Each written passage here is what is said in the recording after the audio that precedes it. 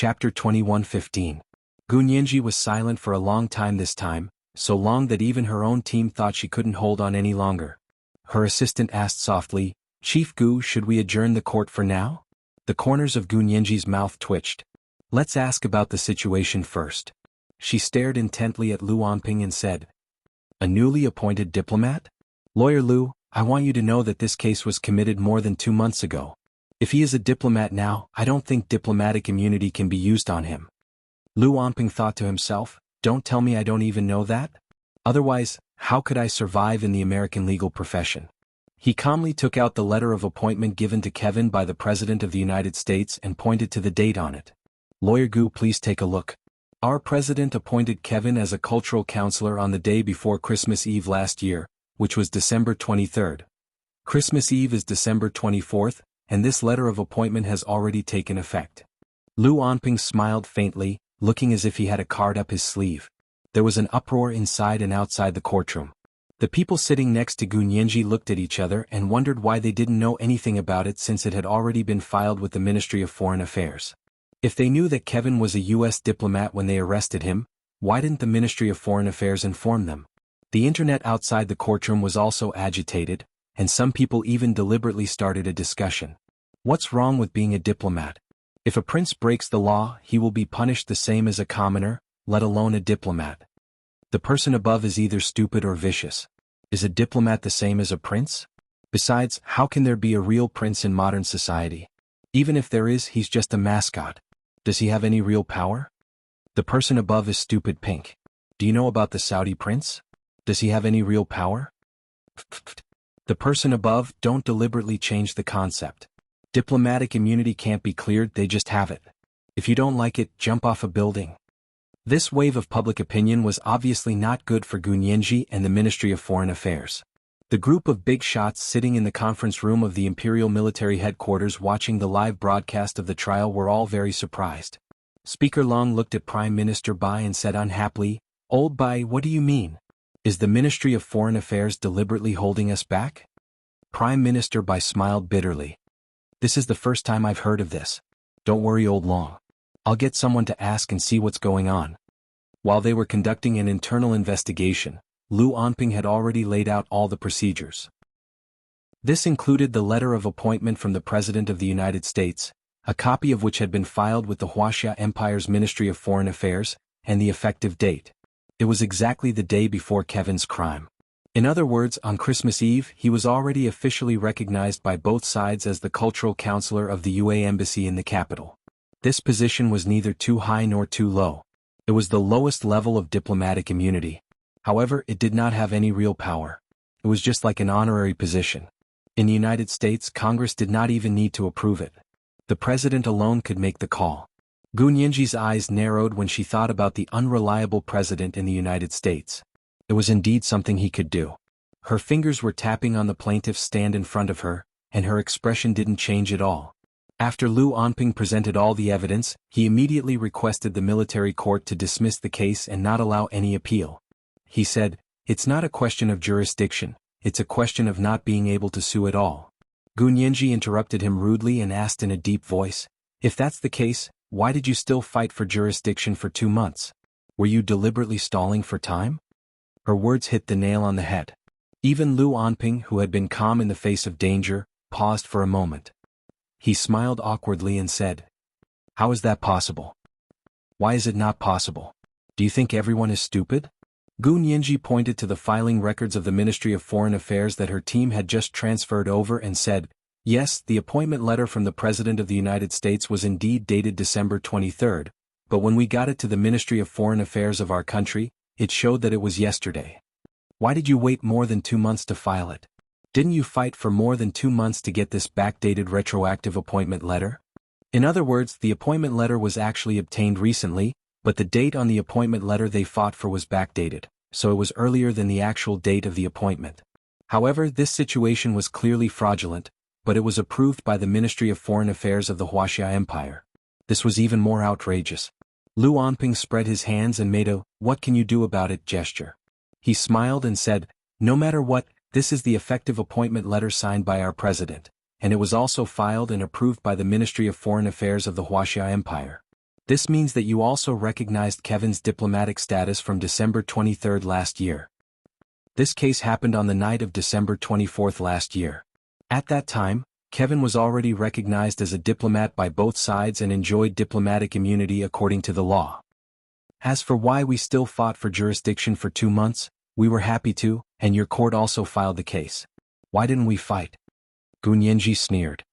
It was obviously you who used the jurisdiction lawsuit to deliberately stall for time so that you could work behind the scenes and get this backdated diplomatic appointment letter. Now you're making the accusation. How ridiculous. I think lawyer Gu knows better than me whether it's reasonable or not. At this time, everyone inside and outside the courtroom with eyes could clearly see that Gunyenji was in a very disadvantageous position because the person who undermined her was not her opponent, but her own people. It was the Deputy Minister of the Ministry of Foreign Affairs who disregarded principles and laws and registered and stamped Kevin's retroactive appointment letter. Prime Minister Bai was furious at this time and scolded the Deputy Minister of the Ministry of Foreign Affairs. He ordered him to be suspended immediately and sent someone to review his work. At the same time, the cabinet launched a self-examination procedure to sort out the work procedures of the Ministry of Foreign Affairs. Speaker Long was still not satisfied and threatened to start impeachment proceedings in the Senate. He didn't even want to let the Minister of Foreign Affairs and Prime Minister Bai off. Prime Minister Bai sighed and said, "Old Long, if this makes you happy then you can do it. But the most important thing now is to think about what to do with Kevin's case." General Ji said coldly, "I don't care if he is a diplomat or when he became a diplomat. In short, he killed our soldiers on our soil, so I can't let him go." Prime Minister Bai and Speaker Long looked at each other and saw the helplessness in each other's eyes. It wasn't that there was no other way to deal with this matter, but because the trial had already been held, the whole world knew about Kevin's new identity. Even if they knew there was a trap, it really wasn't that easy to break out of the situation. It looked like Gunyenji was doomed to fail this time. Although she had been set up by a traitor to take the blame, as a lawyer who had never lost, she was about to meet her Waterloo. Some people on the internet had already begun to be sarcastic. Haha, if you walk too much at night you will always encounter ghosts. Chief Gu is no exception. That's right, she was bragging too much before, wasn't she? But she wasn't wronged. At least there was a deputy minister who fell with her, haha. What nonsense are you spouting? Look at the faces of those Gu fans. They're so angry that they're distorted, haha. Well said, above. I can laugh for a year. The courtroom was silent at this time and everyone's eyes were on Gunyenji. She stood behind the plaintiff's stand with a cold expression. In front of her was the big screen, and the surveillance video had just been paused. Against the backdrop of blood and fire, her back was thin and slender. Her skin was like cold jade and her gaze was bone-chilling. Lu Jin looked over from the corner where he was sitting. He suddenly felt that Gunyenji's appearance was very similar to Qin Suwen's from back then. Her expression was even somewhat similar to He Jichu's. After all, they were both Qin Suwen's biological children. Lu Jin's heart was filled with mixed emotions, and he had forgotten his excitement and indignation. Lu Yuan and Hua Xiaoheng sat on Lu Jin's left and right. Their expressions were solemn and neither of them spoke. At this moment, Gunyenji's mind was filled with nervousness. Did she have no cards left? Gunyenji's memory was very good. Just like Lu Jin's, she had a photographic memory. Right now, she was actually replaying all of her information in her mind. Her gaze fell on the letter of appointment from the President of the United States that Lu Anping had shown her. Gunyenji had a flash of inspiration. She suddenly thought of the interesting information that Hua Xiaoheng had found when he had ordered the Special Operations Forces to investigate Kevin abroad. Her plump, peach-colored lips curled up bit by bit. Gunyenji's jade-like eyes narrowed slightly. She looked at Lu Anping and said, "Are you sure that this letter of appointment from the President of the United States is appointing Kevin as a cultural counselor?" Lu Anping nodded calmly. "There's also a passport number on it for you to check." Gunyenji stopped smiling and looked at Lu Anping seriously. She asked in return, "Really? Are you sure?" This was today's second update, Chapter 2103, What Can You Do About Me? There were 2 updates today. A reminder to everyone that the monthly votes could be saved for double at the end of the month. The last 3 days of the end of December and the first 7 days of January were double the monthly votes. Moi, all the big shots and little angels. Chapter 2116. It's absolutely true. If you don't believe me, you can immediately call the US government to check. You can even tag our president on Twitter. Lu Anping still had this much confidence. Just as Gu Nianji had said, he had instructed his team to stall for time and desperately fight the jurisdiction lawsuit for this letter of appointment. Kevin's parents had worked in the U.S. for more than 2 months before finally settling the President and the Secretary of State. He was the only one in the entire legal team who knew about this. Otherwise, if the news leaked, everyone would be finished. Also, thinking about it, it was quite a thrill. He only felt that Kevin was lucky because this letter of appointment had just been delivered to them yesterday. Kevin's parents had immediately asked them to immediately find someone to file it with the Wuxia Empire's Ministry of Foreign Affairs. Fortunately, they had already been in contact with the Deputy Minister of the Wuxia Empire's Ministry of Foreign Affairs, so the matter had been properly handled. They hadn't expected that Kevin's diplomat status would just be verified yesterday, and the Wuxia Empire would already be in court today. His grasp of the timing was impeccable. Lu Onping couldn't help sweating when he thought about this. Honestly, most of them felt that Kevin's parents were making a mountain out of a molehill yesterday.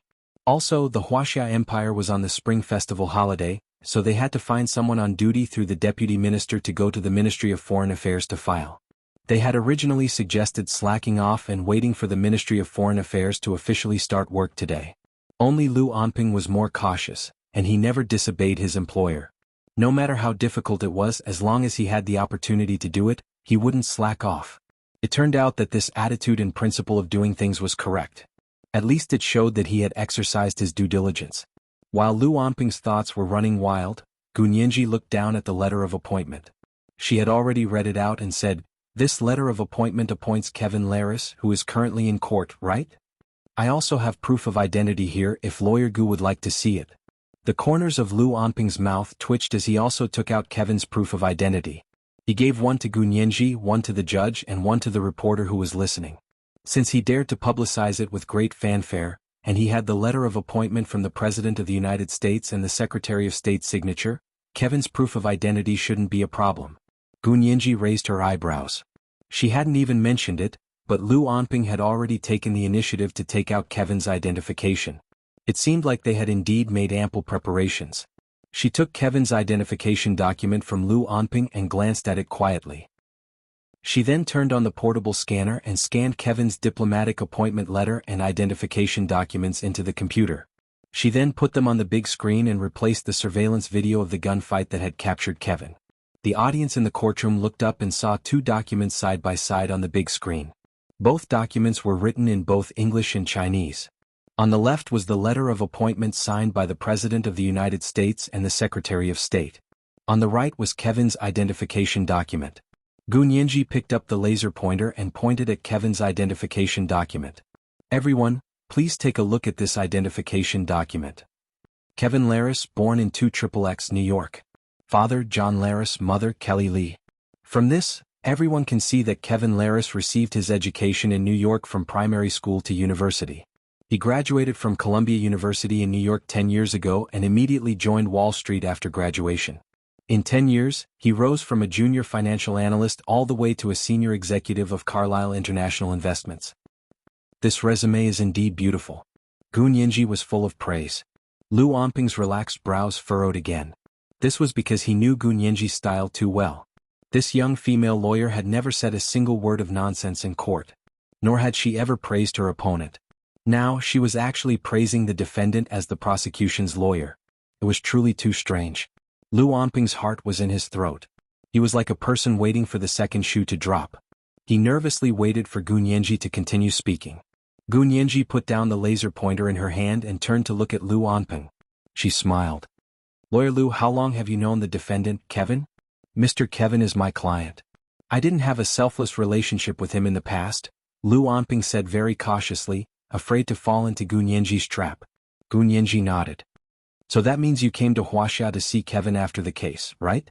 Lu Onping froze. "Does this have anything to do with the case?" "You only have to answer yes or no." Gu Nianji didn't give Lu Onping a chance to talk nonsense. The judge also supported Gu Nianji. "Defendant's lawyer, please answer the prosecution's lawyer's question." Lu Onping thought about it before saying, "Yes, I was hired by Mr. Kevin's biological parents after the case. That's why I came here." "Then how can you confirm that this Kevin Laris is the Kevin Laris on this letter of appointment and proof of identity?" Gu Nianji picked up the laser pointer and didn't turn around. She pointed behind her and happened to point at the name Kevin on the big screen. Lu Onping was finally relieved. He thought to himself that he had overestimated Gu Nianji. No matter how smart she was only in her early 20s. How good could she be? All the questions she asked were carefully prepared and confirmed by Lu Onping. He wasn't afraid of her causing trouble. Lu Onping laughed. His voice was mellow and humorous. How do you prove it? Of course there's proof of immediate family as well as circumstantial evidence from colleagues, friends and neighbors. He pointed at Kevin and said, "This Mr. Kevin Laris in court has been confirmed by Mr. Kevin's parents and relatives. There's no doubt about his identity. How could there be a problem?" Kevin's parents had spent so much money and effort to not only hire the best team of lawyers in the United States, but they had also used all their connections to get a diplomatic appointment letter for Kevin as a cultural counselor within 2 months. To Kevin this was tantamount to a gold medal that would exempt him from death. Kevin's parents had paid almost half of their family fortune to satisfy the businessman-turned-president and get him to sign the only cultural counselor appointment letter. Yes, there was no such position as a cultural counselor in the United States. This was added at the last minute for Kevin's special situation. American diplomats reported directly to the Secretary of State, so as long as the Secretary of State agreed, it was completely reasonable and legal to create a cultural counselor position. With such a large sum of money and such a large entourage, if he wasn't their biological son, who would have nothing better to do? Also, Lu Onping had a DNA paternity certificate that could completely prove Kevin's identity. He didn't know what Gu Nianji was thinking. Lu Onping held a large handful of information that Kevin's parents had sent him and gradually calmed down. If Gu Nianji continued to harass him on this issue, he would just throw the DNA certificate out. In fact, Gu Nianji's next question was as expected. "Then did you do a DNA test to verify paternity?" This was the first night watch for the day, Chapter 2104, Without a Word. There were 2 night watches today. It was 9 o'clock in the evening. A reminder to everyone that the monthly votes could be saved for double at the end of the month. The last 3 days of the end of December and the first 7 days of January were double monthly votes. Moi everyone little angels. Chapter 2117. Lu Onping calmly took out the DNA certificate and placed it in front of Gu Nianji. He gently tapped his finger on the certificate and said with a smile, "Lawyer Gu is indeed a very cautious person. You followed the procedure step by step and didn't miss a single thing." Gu Nianji raised her eyebrows. This wasn't a compliment, but to say that she only knew how to do things step by step in a lawsuit. For a trial lawyer, this kind of remark was indeed not a compliment. It was like praising a child for his good grades and only saying that he memorized the exam outline given by the teacher every day, but he couldn't do the content even a little bit outside of the syllabus. It was all clear praise and derision. Most people would fly into a rage when they heard this kind of comment, especially young people with outstanding achievements in their work. Even if they didn't flare up, it would still disturb their emotions and interfere with their logical thinking. More seriously, it would affect the success or failure of the lawsuit. Older people might also control their emotions and minimize the negative effects in this area. This was the so-called bonus of experience. But young people were different. Because they were young and outstanding, they were mostly fearless. Once they encountered setbacks and ridicule, the rebound emotional black hole would be more serious than ordinary people. But he had underestimated Gu Nianji. There was a type of person who was born to do something. Once he or she found something that they were born to do, they would be more experienced and sharp than those who had been doing it for decades. Gu Nianji was this kind of person. She happened to find something that she was born to do. When she stood in court, she would shine brightly. She was calm and collected, which was seriously inconsistent with her age. Gu Nianji ignored the faint mockery in Lu Onping's words. She looked down quickly at the DNA certificate. She didn't really understand the specific content. It was all professional terms in biological genetics, but she could understand the summary conclusion.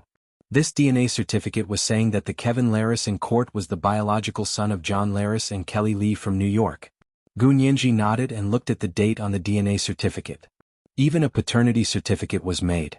Lawyer Lu is indeed flawless. We will do our best to satisfy the needs of our clients, help them win the lawsuit and protect the interests of our clients. This is the responsibility of us lawyers. Lu Onping replied politely.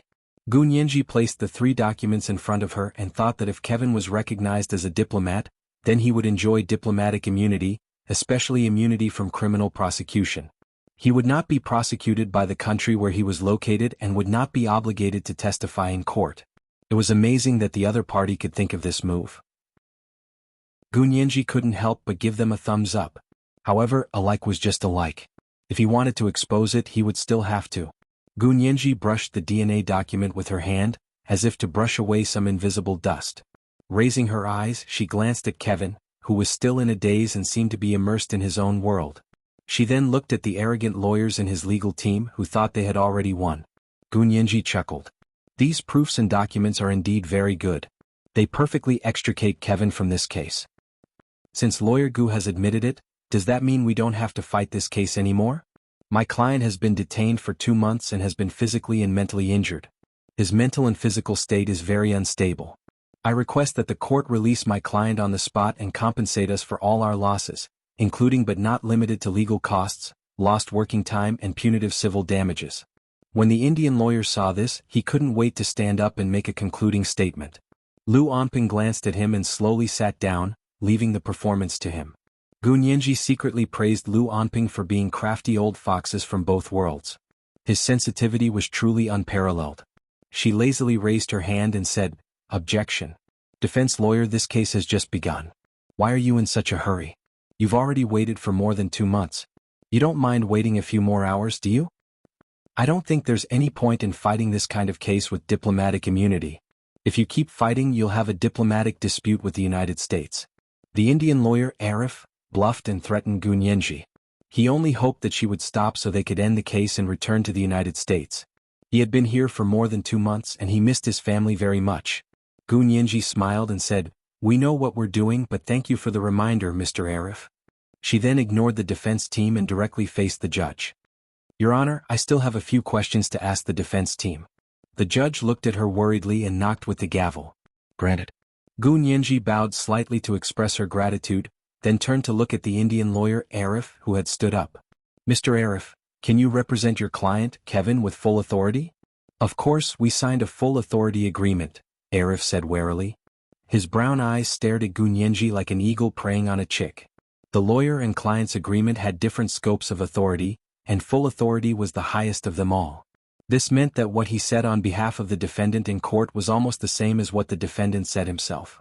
Gunyenji guessed that the other party must have signed a full authority agreement because Kevin's condition was obviously not one that could speak on his own.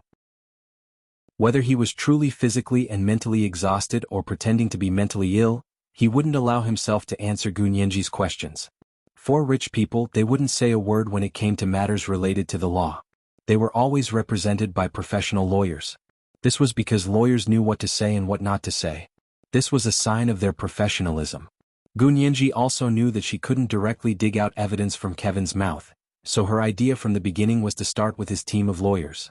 She smiled and returned to Kevin's identification document, which was his resume, and said, "Mr. Arif, I have a list of Kevin's classmates from his 5th and 11th years in New York, as well as his graduation year.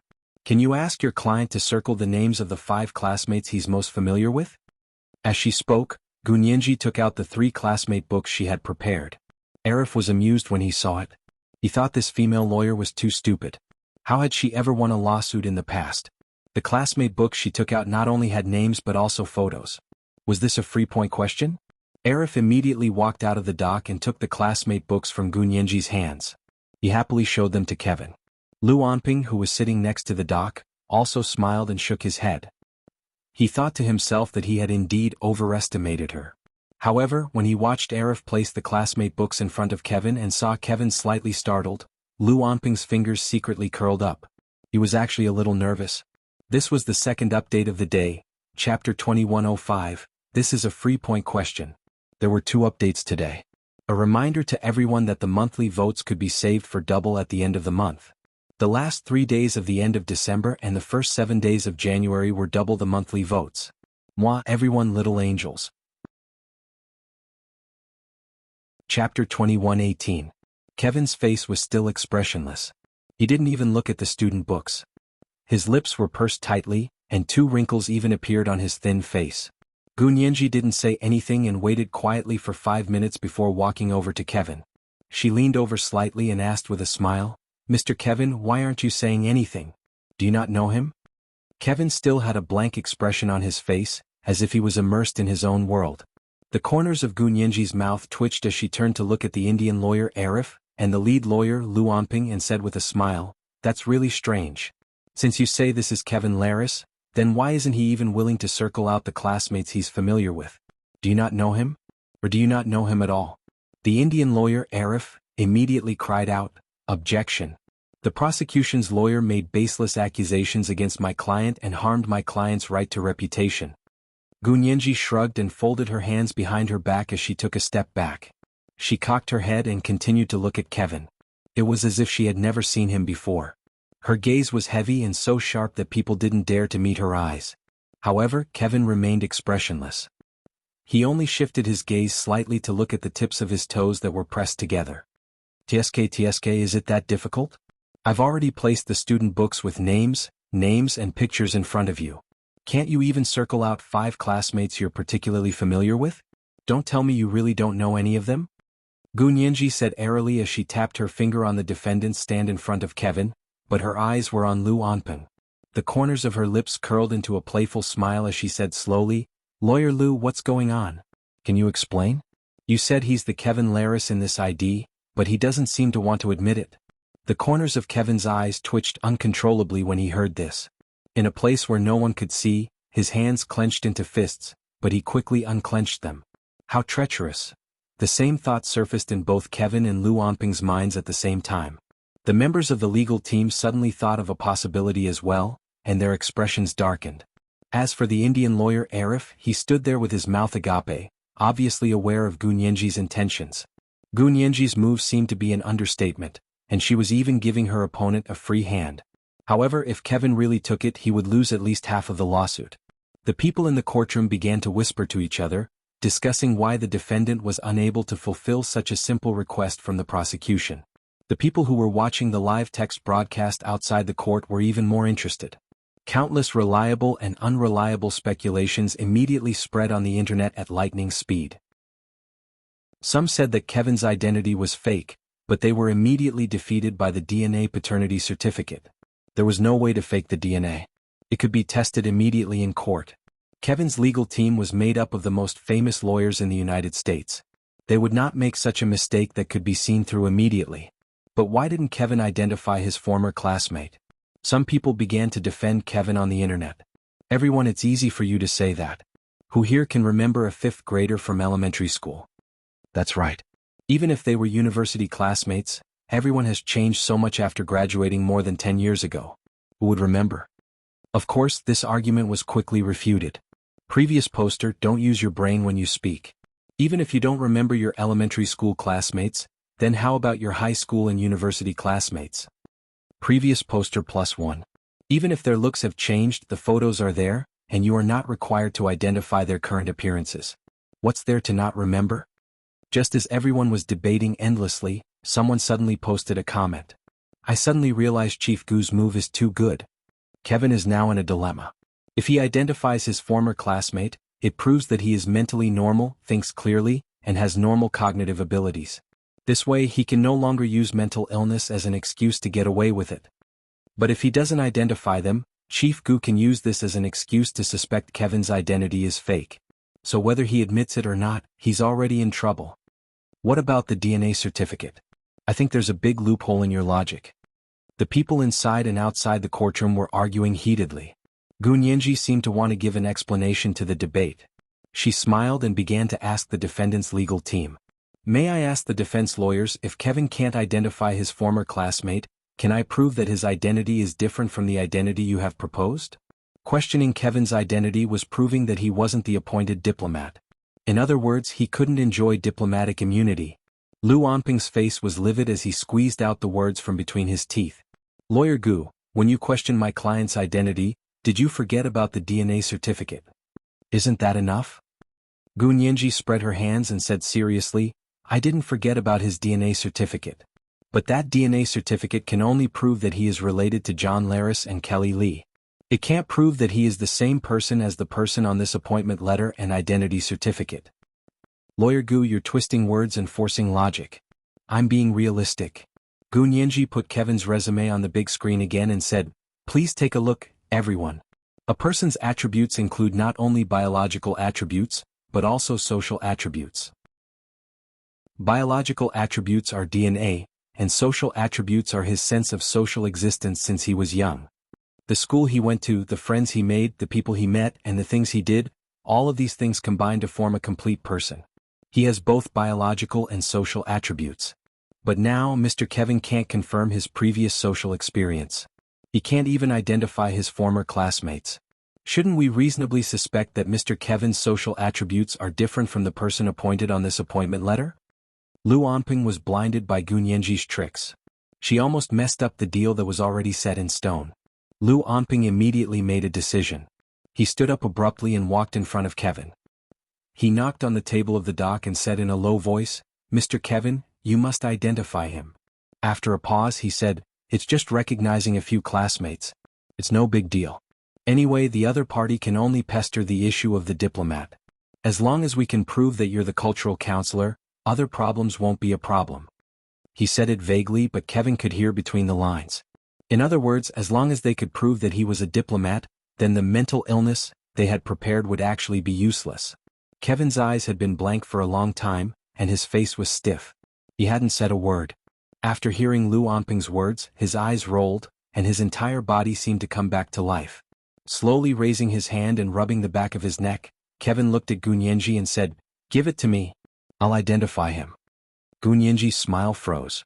She seemed to be surprised and stammered, "Identify what?" "Of course it's a classmate photo," Kevin said calmly. "Do you regret it, Lawyer Gu?" "Of course I don't regret it." Gun Yenji's face was fierce, but she was also a little panicked. When she picked up the classmate photo album, her curled little fingers were trembling slightly. Lu Jin, who was sitting in the corner of the courtroom and watching, sighed with emotion. He said, "My girl is getting better and better. Her acting skills are natural. Not to mention those idiots up there, even I was almost fooled by her." The corners of Lu Yuan's mouth twitched, but he didn't comment. However, even with his professional eyes, Gun Yenji's acting skills today could be given at least 9 points. She had even noticed many details. This was because Xiaoheng had taught her well. At that moment, Xiaoheng, who had been praised by Lu Yuan, was sitting in his office and watching the trial with General Ji. Seeing Gun Yenji's subtle expressions and small movements, a hint of a smile flashed across Xiaoheng's eyes. This time it wasn't a series of traps, but a trap to invite the enemy into the urn. This was the first update of the day, Chapter 2106, Inviting the Enemy into the Urn, 1. There were 2 updates today. At 9 o'clock in the evening. P.S. When everyone votes for the golden keyboard, remember that my author's name is Records of Cambrian. Important things must be repeated 3 times. Records of Cambrian, Records of Cambrian, Records of Cambrian. It's the reporter's record, the reporter's record, the reporter's record. It's not the commemorative G beside the twisted wire. Everyone don't vote wrongly. Or when you vote, go directly to the year-end ceremony in the middle of the app's bookshelf, and you can directly see the place where you vote. As long as my book is on the bookshelf, after entering the year-end ceremony, my name will appear in the writers you might know in the middle of the page. I'm currently in the 50s, and below it is the title of, Hello, Major General. Be careful. Moi, everyone, little angels. Chapter 2119. Kevin calmly snatched the student roster from Gun Yenji's hands and flipped through it. "Give me a pen." He extended his hand to the legal team behind him.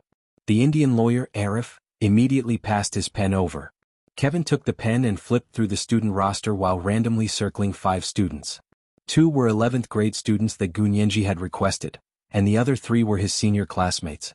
When he handed the student roster back to Gun Yenji, Kevin said dryly, "I don't remember most of the 5th grade students, so I only picked the 11th grade and senior students." Gun Yenji pursed her lips and said reluctantly, "Really? Are you sure these 5 are all your classmates? You won't say you remembered wrong again, right? Why don't you take another look?" Kevin looked down and scanned the 3 student books again. "This is the school I studied at. How could I not remember? If you don't believe me, you can check the school's graduation list." With Kevin's confirmation, Gun Yenji's emotions gradually returned to normal. She no longer panicked. She put away the list of names that Kevin had circled and turned around with a smile. She looked at the judge in the courtroom and said, "Your Honor, the defendant Kevin has circled 5 students. Although it was a random circle, Kevin confirmed that these 5 students are indeed his classmates. The judge was speechless. What did you mean by saying all this? People who didn't know better would think you were the defense lawyer, not the prosecution lawyer.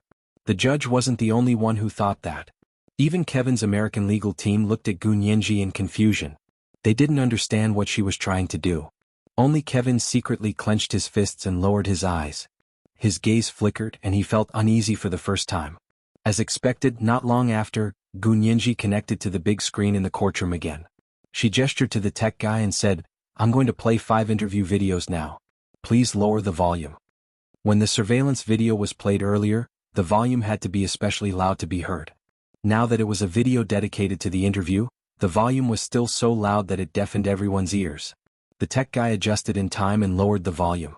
Gu Nianji raised her hand and said to the people in the courtroom, everyone saw that the defendant, Kevin, just circled the names of 5 people and claimed that they were his classmates. As she spoke, she pulled up the PowerPoint version of the student roster and played it for everyone to see. Defendant Kevin just circled Kelly and Mike from the 11th grade and Nikki, Heather, and Chris from the 4th year. There's a total of 3 women and 2 men. I have the interview videos of these 5 people. Please take a look. Next, Gu Nianji pulled up the interview videos of the 5 people. Each person only had about a minute, so it was very short and concise. Kelly, you're asking Kevin? Oh, I remember him.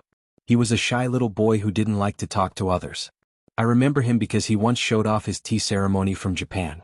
Very elegant, unforgettable. Mike, Kevin? Of course I know him.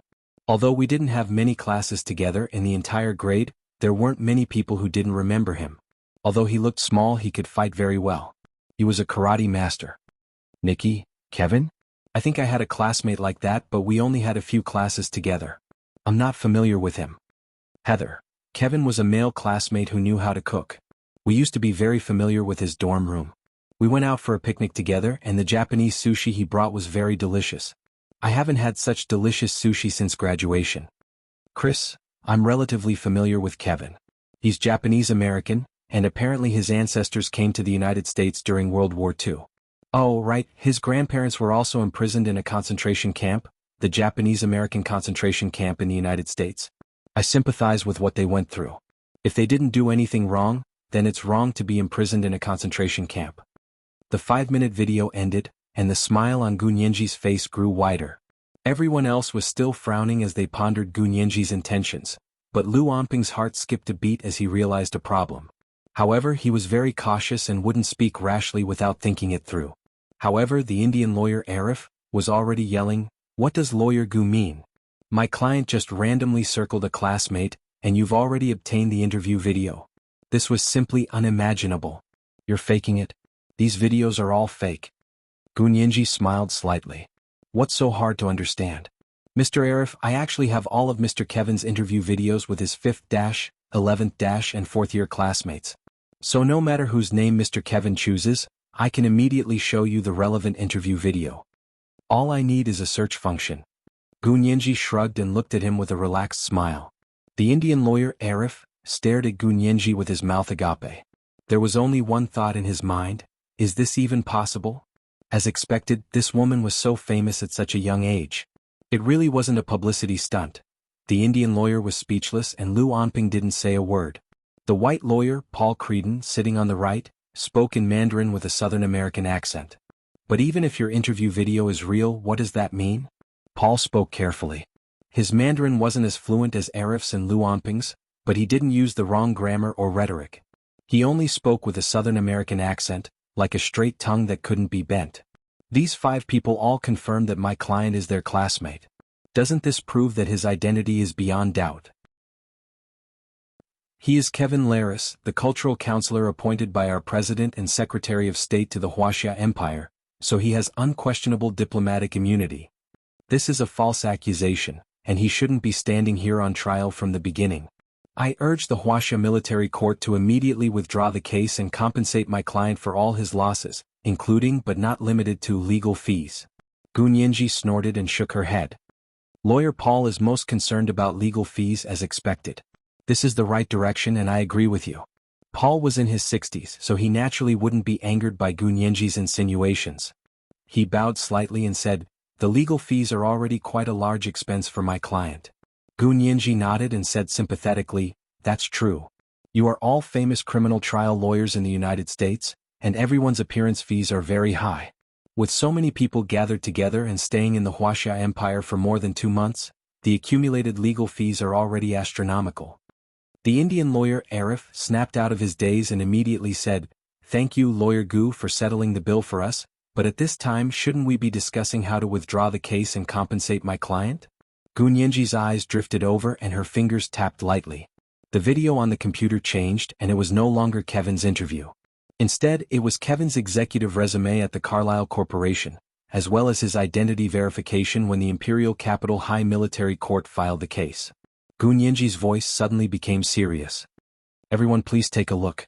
The client involved in this case, Kevin Laris, has always been Chinese in the Wuxia Empire. This includes but is not limited to his passport, driver's license and proof of credit card application. Important things must be repeated 3 times. Chinese, Chinese, Chinese." She immediately switched to the previous video and said, "However, according to the identity resume on the letter of appointment as the cultural counselor, the 5 classmates that Kevin just identified all said with certainty that he is of Japanese descent. Japanese descent. Japanese descent. May I ask how you can prove that the Japanese Kevin on this letter of appointment as the cultural counselor is the Chinese Kevin involved in this case?" This is today's second update, Chapter 2107, inviting you to the urn too. Today's second update. P.S. When everyone votes for the golden keyboard, go directly to the year-end ceremony in the middle of the app's bookshelf, and you can see the place to vote. As long as my book is on the bookshelf, after entering the year-end ceremony, my name will appear in the writers you may know in the middle of the page. I'm currently in the 40s and below it is the title of, "Hello Major General." Be careful. Everyone don't vote wrongly. P.S. Thank you. Reading is the only thing that makes people happy in the journey of life, for the 10,000 Chidian coins yesterday. Moi everyone little angels. Chapter 2120. As soon as Gu Nianji finished speaking, she immediately displayed the ID Kevin filled in when he entered the country. There was even a copy of his passport application form in the United States. The U.S. passport didn't have a race option, but it was on the passport application form. However, this option could be filled in or not. It wasn't mandatory. However, for some reason, Kevin had ticked off the Chinese option on all the applications. To Americans, both Chinese and Japanese were Asian. Asking them to differentiate between Chinese and Japanese was like asking Wuxia people to differentiate between white Americans and white Europeans. It was difficult to tell the difference from appearance. Also, because the Wuxia Empire had a stronger presence internationally in recent years, many Americans would assume an East Asian was Chinese when they saw him or her. And in the past few years, all Chinese, Japanese, Korean, Indian, and even people from Southeast Asian countries were uniformly referred to as Asians in the United States. The government documents didn't have such a clear distinction. With the development of the Asian community, the smart, capable, and hardworking Asians had a higher and higher status in American society. Their economic conditions were getting better and better. Seeing that they were about to unite and have their own political demands, the white people became anxious. The elites who liked to engage in politics quickly came up with a very insidious plan. This was the Asian subdivision principle. They reclassified the previously unified Asian Chinese, Japanese, Indian, Korean, and Southeast Asian Chinese into different racial categories and linked them to various social resources. In this way, in order to compete for limited social resources, Asians were bound to fight with each other and become a mess. In one fell swoop, the possibility of Asians being able to unite and become a political force in the UA political arena was killed. Therefore, in the application documents of the US government, the former Asians were divided into a number of detailed racial divisions. Chinese, Japanese, Korean, Indian, and people born in Southeast Asian countries were all categorized very carefully. It even became part of their identification. Kevin's American lawyers were very familiar with this history, so when they saw Gu Nianji type out the application document, they couldn't help but have a conflicted expression. Wasn't this shooting oneself in the foot? They had carefully prepared so much evidence, even connecting the President and the Secretary of State, but they had failed because of a small racial division. On the government application document, a person only had one racial attribute. Even if you were mixed Wuxia and Japanese, you would have your own racial attribute in the United States, which was called hybrid. If Kevin acknowledged his identity as a mixed race, he wouldn't have written that he was Chinese when applying for a passport. However, according to the information from the places he went to school, his identity was Japanese, not Chinese. Lu Onping's expression changed as he immediately stood up and said, "Objection. The prosecution lawyer used illegal means to obtain my client's identification documents. On behalf of my client, I request the court not to use the illegally obtained information." Gu Nianji smiled and said, "Lawyer Lu, why do you think my information is illegal? Can't I obtain this information legally?" Lu Onping was stunned, but he quickly reacted and said, "The trial was suddenly announced today, but great lawyer Gu has been preparing this information for at least 2 months." Gu Nianji wasn't sure, but she didn't deny it either. She said meaningfully, "Likewise." Everyone knew that she was referring to Kevin's diplomatic status. It turned out that while they thought they were stalling for time, the Wuxia Empire's lawyers and law enforcement officers hadn't been idle. The feelings of Kevin's American lawyers were indescribable. The important evidence that Gu Nianji had produced today was, of course, based on the information provided by Hua Xiaoheng. She had used legal means to collect it again. More than 2 months ago, Hua Xiaoheng had asked his field personnel to investigate Kevin's background abroad and discovered some very interesting phenomena. For example, his race. Of course, there were some other problems. Gu Nianji hadn't brought it up yet. The information that could be obtained in court was all through the light and had legal proof. It wasn't the original information that Hua Xiaoheng and the others had collected. Gu Nianji quickly typed up the inquiry statement that she had provided to the U.S. government agency as a lawyer.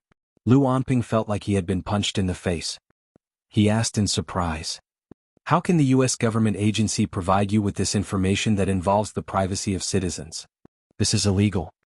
Gu Nianji raised an eyebrow and said nonchalantly, "I obtained these identity documents the way you obtained Kevin's diplomatic status. If I break the law, you will break the law too. How about it? In order to pull me down, why don't you admit that you illegally obtained your client's diplomatic status first? I'll admit that I illegally obtained this evidence for the trial." Lu Onping didn't have time to speak before the Indian lawyer immediately jumped up and shouted, "Objection! Our diplomatic status was obtained legally, and your application documents were obtained illegally. It's not the same thing at all." He looked in the direction of the courtroom and continued to speak passionately, "Your Honor, the prosecution's lawyer has already admitted in court that her information was obtained illegally. On behalf of my client, I strongly request that the prosecution's lawyer be severely punished for illegally obtaining my client's privacy." Gu Nianji couldn't hold it in anymore. She rolled her eyes and said, "When did you hear me say that my information was obtained illegally? Is there something wrong with your hearing, or is there something wrong with your IQ?" The Indian lawyer, Arif, was most proud of his IQ. When he heard Gu Nianji belittle his IQ like that, he immediately flew into a rage and almost swung his fist. "Prosecution lawyer, don't go too far. My Chinese is over level 6. And my IQ has always been very stable. Thank you for your compliment." Gu Nianji stopped smiling and quickly clicked on the computer. She typed up the complete information chain that she had obtained from the U.S. government. She didn't look up as she said, "This is my New York State lawyer's license. As an American lawyer, I am requesting legal assistance from Mr. Hout, the New York Congressman of the U.S. Senate. I hope that he can endorse me and request the U.S. Immigration Agency to review the original information that Kevin filled in when he applied for a U.S. passport. You are successful lawyers in the United States, so you know better than I do the regulatory function of the U.S. Senator to the government. As long as it is a request from a senator, the government agency cannot refuse unless the information involves national security secrets. Kevin is only a normal citizen in the U.S. Immigration Agency's information and does not involve any national security secrets. Therefore, the U.S. Immigration Agency sent Kevin's application information to Congressman Hout. Mr. Hout shared this information with me. I have a signed letter from Mr. Hout here. Do you want to see it?" Gu Nianji's fingers clicked on the mouse and she looked coldly at the Indian lawyer, Arif. "Lawyer Arif, the way I obtained this information is more legal than the way you obtained Kevin's diplomatic status." The Indian lawyer, Arif, was anxious. He scratched his ears and cheeks for a long time before saying, "But you are a Wuxia Empire lawyer. Where did you get your American lawyer license?"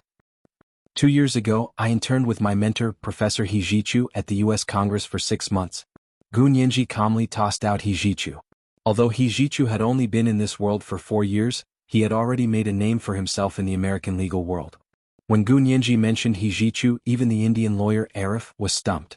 He froze for a moment before remembering that Gu Nianji was the favorite student of the legendary American legal world, Hijichu. Gu Nianji thought of Hijichu and her voice softened. She smiled and said, "When my mentor forced me to take the New York State Bar exam, I was quite unwilling. I didn't expect to be able to help me today." She looked at everyone and said proudly, "My mentor, Professor Hijichu, is a very good professor.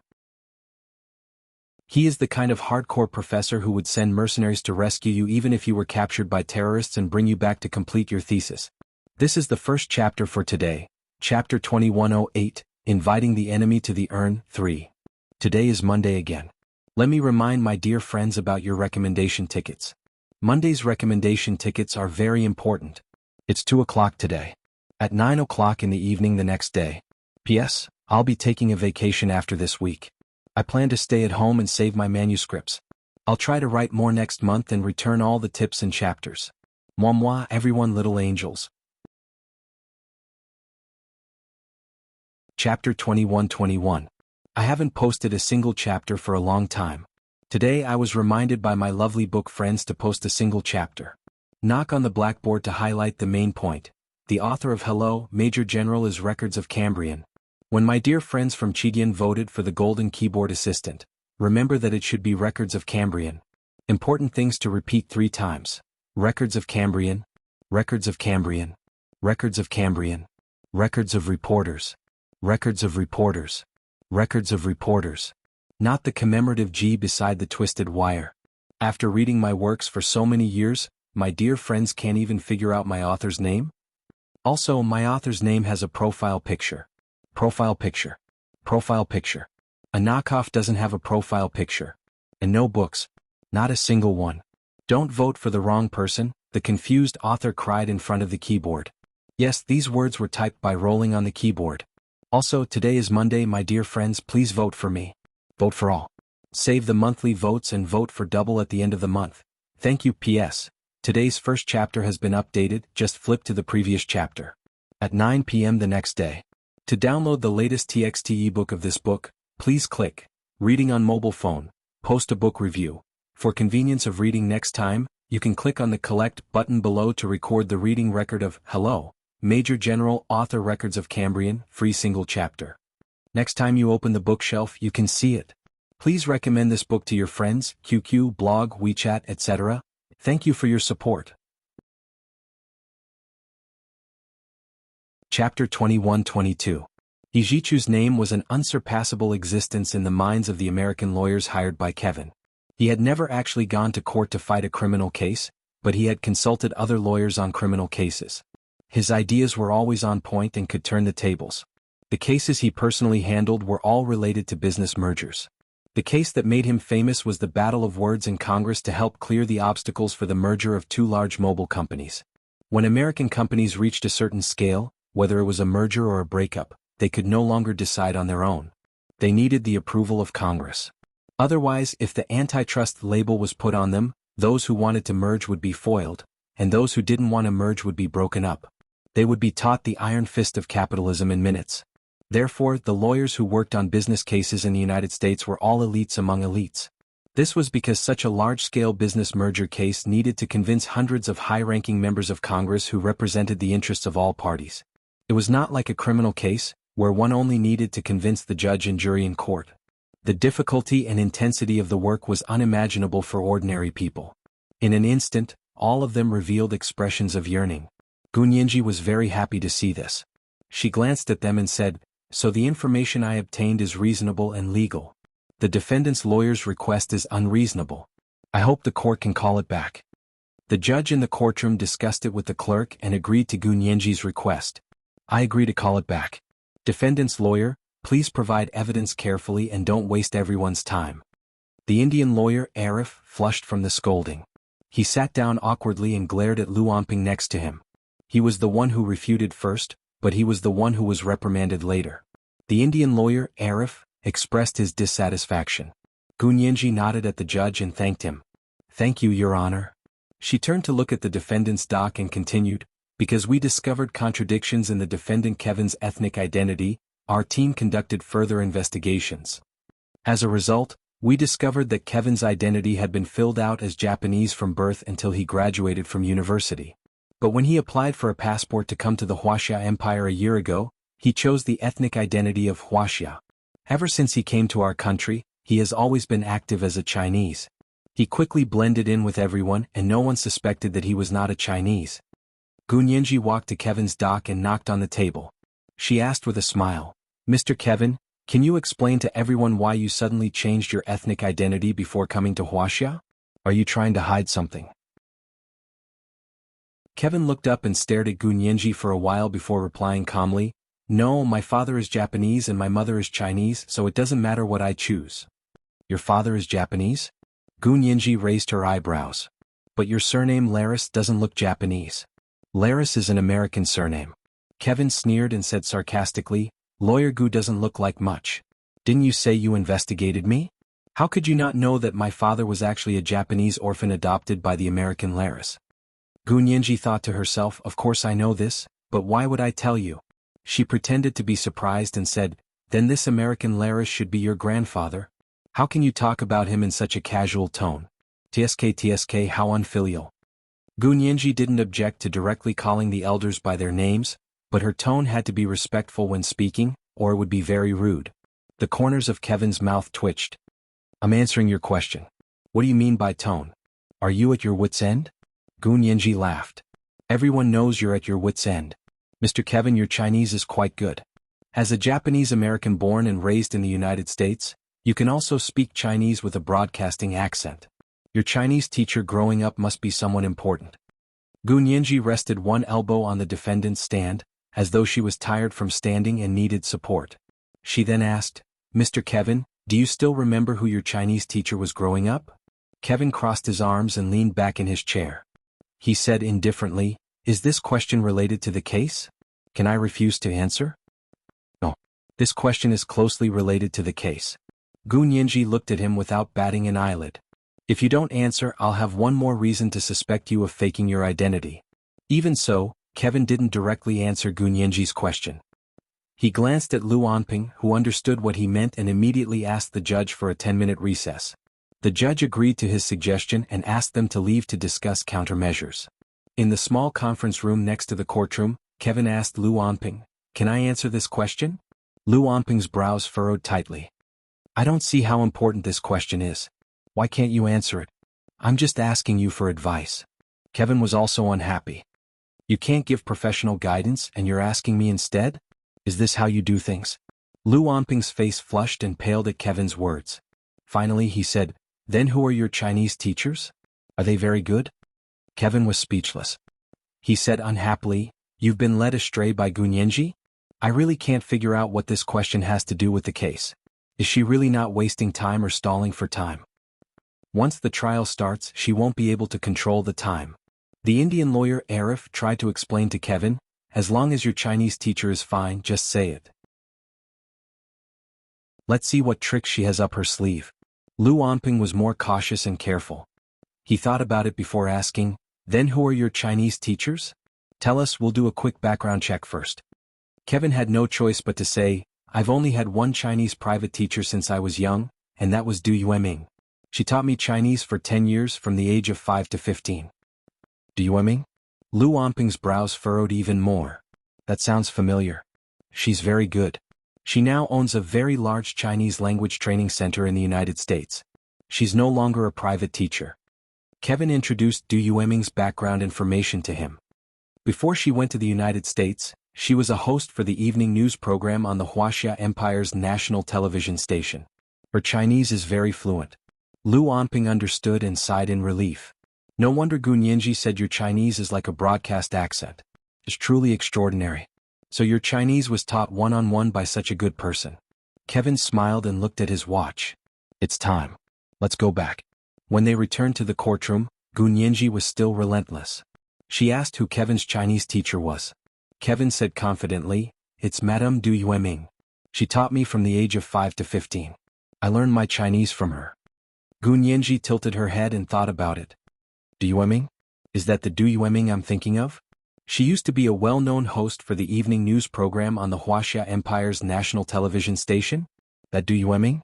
Kevin still crossed his arms and nodded nonchalantly. He said meaningfully, "That's her. But she left the Wuxia Empire's national television station many years ago to go abroad. I didn't expect Lawyer Gu to know this person at such a young age. She's really not simple." Gu Nianji smiled mischievously. "You flatter me. That person is really too famous. There are still many posts about her on the internet." Gu Nianji had grown up on the internet. How could she not know this person? Even if she had left the country a long time ago and settled down in another country. Really? That just shows that she's good at her job. That's why I can speak fluent Chinese. Kevin said mockingly. Gu Nianji returned to her plaintiff stand and pulled up Du Yueming's information.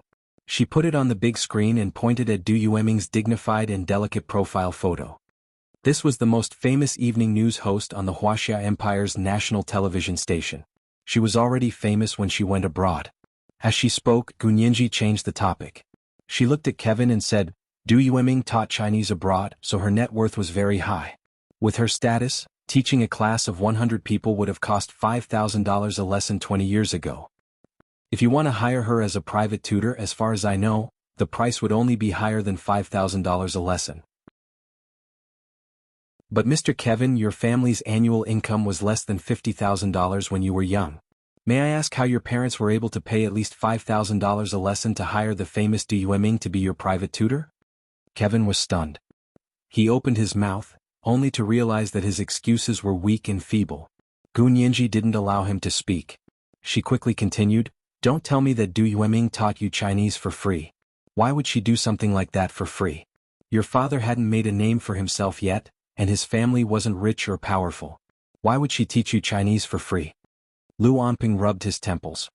He knew that every question Gu Nianji asked was a trap, but what was infuriating was that the angle of her questions were all unusual and impossible to defend against.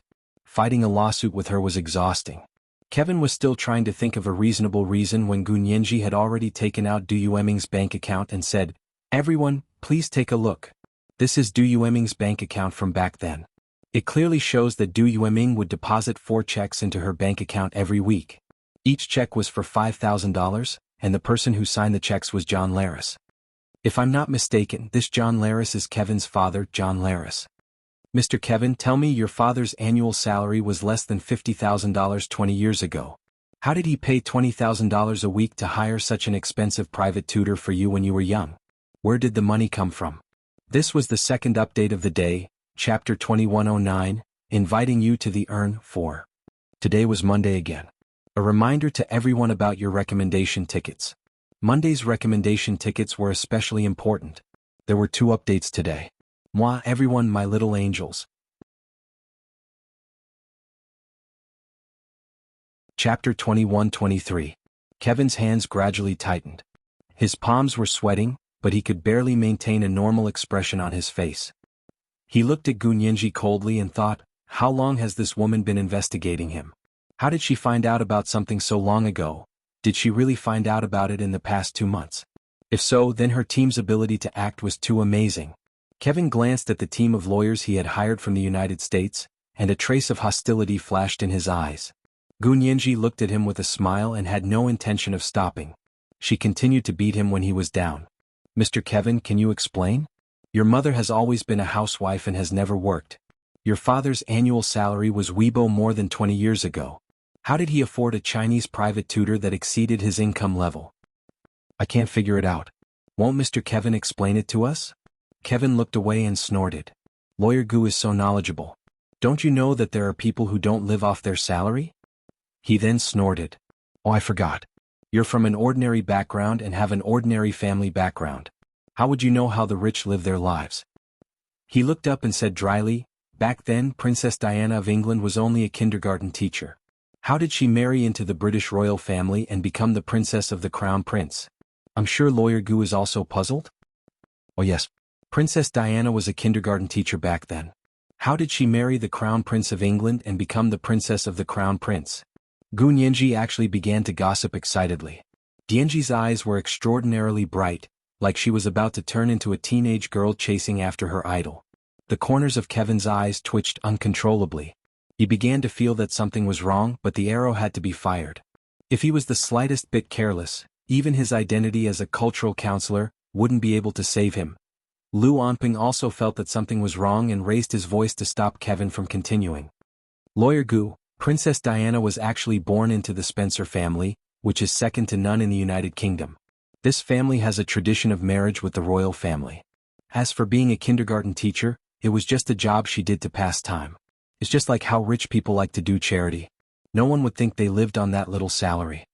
Gu Nianji nodded with interest and said exaggeratedly, I see. I really didn't know. Lawyer Lu, you know so much. Lu Onping, his migraine was coming back. Kevin looked at Gu Nianji with disdain and said, now you know why my family was able to hire such an expensive private Chinese tutor for me? Gu Nianji shook her head and said, I'm sorry, I still don't understand. Can you make it clearer? Kevin frowned and didn't want to talk. The Indian barrister Arif said at once, very simple analogy.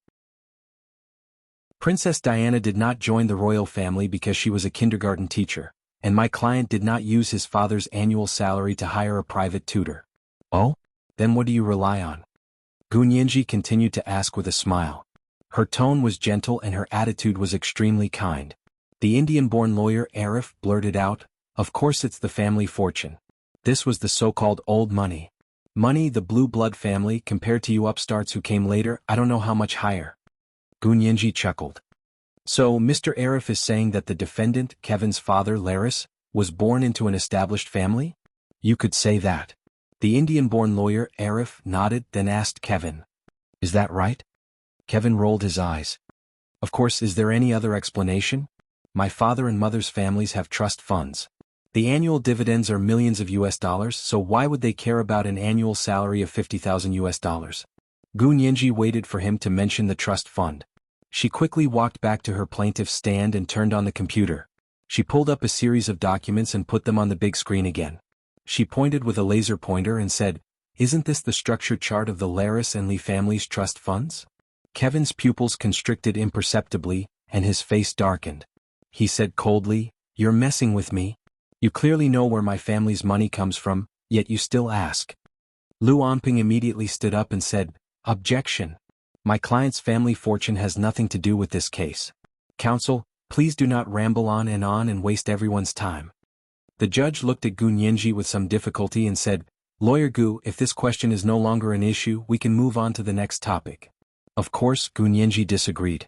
She put away her smile and said seriously, Your Honor, the fortune of Kevin's parents' family is closely related to this case. I will soon prove it. The judge raised his eyebrows in surprise. He really couldn't see how it was related. However, seeing that Gu Nianji spoke with certainty, and her previous experience proved that she wouldn't speak without thinking, the judge acquiesced to her request. Gu Nianji immediately pulled up more evidence from her laptop and pointed them out one by one. Everyone please look. This is the situation of the Laris family 100 years ago. They were downright poor people in the northern United States and had been doing odd jobs for a living. 50 years ago, a young man from the Laris family went to Japan and stayed there for a few years. When he returned, he brought back an adopted Japanese boy who was the biological father of Kevin, the subject of this case. After this young man returned to the United States, he suddenly had some money and began to do futures business in New York. After so many years, he actually didn't make much money, but the trust fund he set up for his adopted Japanese son, Laris, had a fixed amount of money deposited into it every year. This fixed amount of money is huge. On the surface, it looks like it was transferred from Brazil, South America. It is said that the young man earned the money from doing futures trading in Brazil. But in fact, if you follow the route map of these international fund transfers, no matter how many turns it takes or how many twists and turns it goes through, you will find that all these remittances actually come from one organization. Gu Nianji pressed on the computer, and a special logo appeared on the big screen, a red sun rising from a blue sea. See? This is the source of all his funds. They all come from one account, the remittance account of the Tokyo Secret Service in Japan. And what kind of organization is the Tokyo Secret Service in Japan? May I ask, Lawyer Lu, do you know? Gu Nianji tapped on the big screen with a laser pointer in her hand, as if she was going to knock out the key points of the mafia. Lu Onping's face was livid, and his body trembled uneasily. Gu Nianji's expression became even more solemn, and she said coldly, The Tokyo Secret Service is the Japanese intelligence agency. How dare a family supported by the Japanese intelligence agency pretend to be noble in front of us? Old money, blue blood. Do you know that the so-called old money is the dirtiest and bloodiest? Because that is the money earned in the primitive capital accumulation stage. It is really blood and dirty from head to toe. Lu Anping began to panic and couldn't help but stand up and interrupt Gu Nianji's words. Objection. These accusations by the prosecution lawyer are groundless. They cannot be used as evidence in court. Gu Nianji slapped the plaintiff's stand and said sternly, I don't need you to judge whether this evidence is true or false. I have already sent it to the U.S. Congress, and they will naturally judge whether it is true or false. Your president's Russia connection is already hard enough. How about another, Sun connection? Let's see if he is still willing to appoint a Japanese spy as a diplomat of the U.S. government. This was the first update of the day, Chapter 2110, inviting you to the Urn 5. There were 2 updates today. At 9 o'clock in the evening of the second update. P.S. Thank you to the leader of Wu AI Hall for the 10,000 Chidian coins yesterday. Moi everyone little angels. Chapter 2124. The courtroom was silent for another minute, then it erupted again. This kind of situation seemed to be the norm in trials with Gu Nianji's participation. It was as if they were riding a roller coaster. Everyone was intoxicated, unable to extricate themselves from it. Outside the courtroom, the official Weibo of the U.S. Embassy in the Wuxia Empire hinted at the threat of war and demanded that the Wuxia Empire release Cultural Counselor Kevin. 666. The President and Secretary of State of the United States appointed a Japanese spy as an American diplomat, and then the Wuxia Empire demanded diplomatic immunity. What a ridiculous move. He's definitely the most ridiculous. He's at the top of the rankings and made his debut. The American lawyers are amazing. They're defending a Japanese spy so enthusiastically and even gave him the position of an American diplomat. Are they stupid? Previous poster is so naive. Could money be called childish? Anyway, as long as they can earn Japanese money, no matter who it is, even if it's a traitor to the United States, these people will accept the case without hesitation. As long as there's enough money, nothing is a problem. That's right. The American lawyer said, what is the country? Can it be eaten? Can it be paid? If you can't pay, then why are you blindly competing? I'm just asking, does your face hurt? Previous poster, there's a serious logical problem with your sentence. The blogger doesn't have a face at all, so how can it hurt? I just want to know, will the blogger still use war to threaten our country to release your diplomat? Your country is done for. Your country is the United States. Doghead lifesaver. Gu Nianji smiled as she admired Kevin's expression go from calm to uncontrollably contorting. She raised her hand to look at her watch and said, it's 10 in the morning in the Wuxia Empire. It's 11 at night in the United States. If we wait a little longer, the emergency meeting of the U.S. Congress should have a result. Lu Anping's forehead was covered in sweat. He took out a tissue to wipe the sweat off his forehead and said forcefully, it doesn't matter if the Congress is in session or not, my client was a diplomat at the time of the crime. He should enjoy diplomatic immunity. Gu Nianji stared at him and crossed her arms in front of her chest. She said calmly, is the defense lawyer going to argue until the end? The Indian lawyer, Arif, hurriedly added, even if the Congress revoked my client's diplomatic status, it was only today. As for my client, he was already a legitimate diplomat 2 months ago. Are you being petty with me? Gu Nianji raised an eyebrow. Your appointment letter can be retrodated, so why can't it be retrodated when someone cancels the appointment letter? Mr. Arif, where is your logic? She put down her arms and continued to ridicule. In fact, you might as well have defended yourself according to the mental illness plan that was drafted in the first place. Why did you have to do something superfluous and insist on a diplomatic position? Kevin, Lu Anping, the American lawyers, they glared at Gu Nianji and gritted their teeth. Now they finally understood why Gu Nianji had deliberately taken out a few names and photos of her classmates from the very beginning to point them out to Kevin. That was killing 2 birds with 1 stone, inviting the enemy into the trap. To them, if they took a step forward, they would die, and if they retreated, they would die as well. That move alone had completely messed up the possibility of their final bottom-line plan of mental illness. And Kevin's sluggish state at the beginning could also be attributed to mental illness. Later on, even a blind person wouldn't be able to tell that he was mentally ill. Gu Nianji smiled as she admired the various poses of these people. She was about to continue speaking when someone suddenly pushed the door open and said to the judge, Your Honor, the prosecution has received new evidence and hopes to present it immediately. The person who came was Gu Nianji's right-hand woman, Rong Mingxing. Her eyes lit up and she immediately asked, "Did the U.S. Senate come out with a result?" Rong Mingxing nodded and said happily, "The U.S. House of Representatives just voted.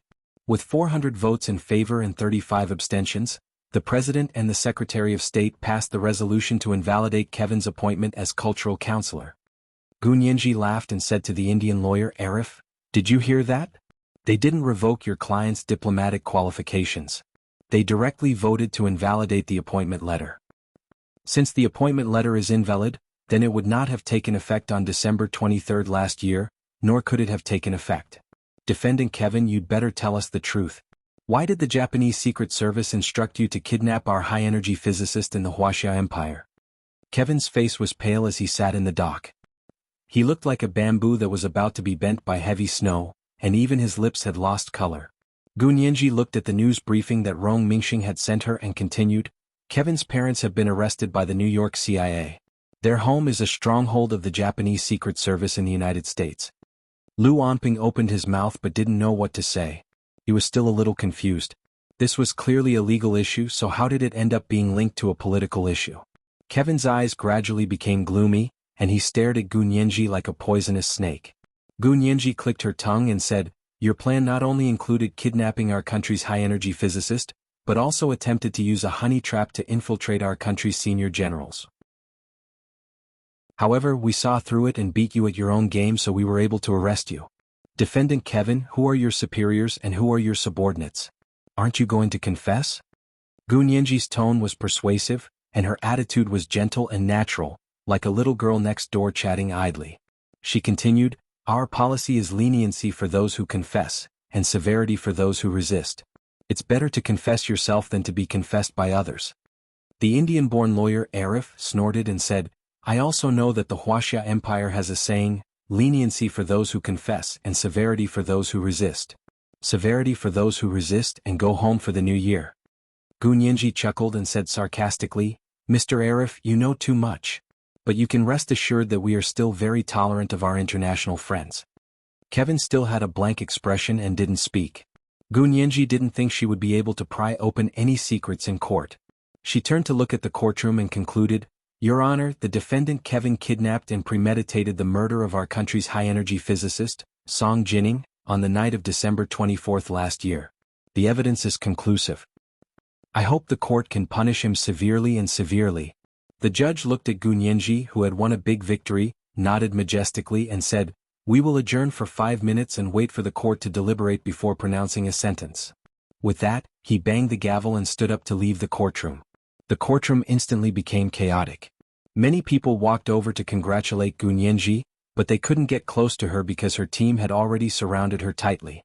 The team she had brought today was actually not from the Senate, but He Xiaoheng's security team. Kevin's side was much more chaotic.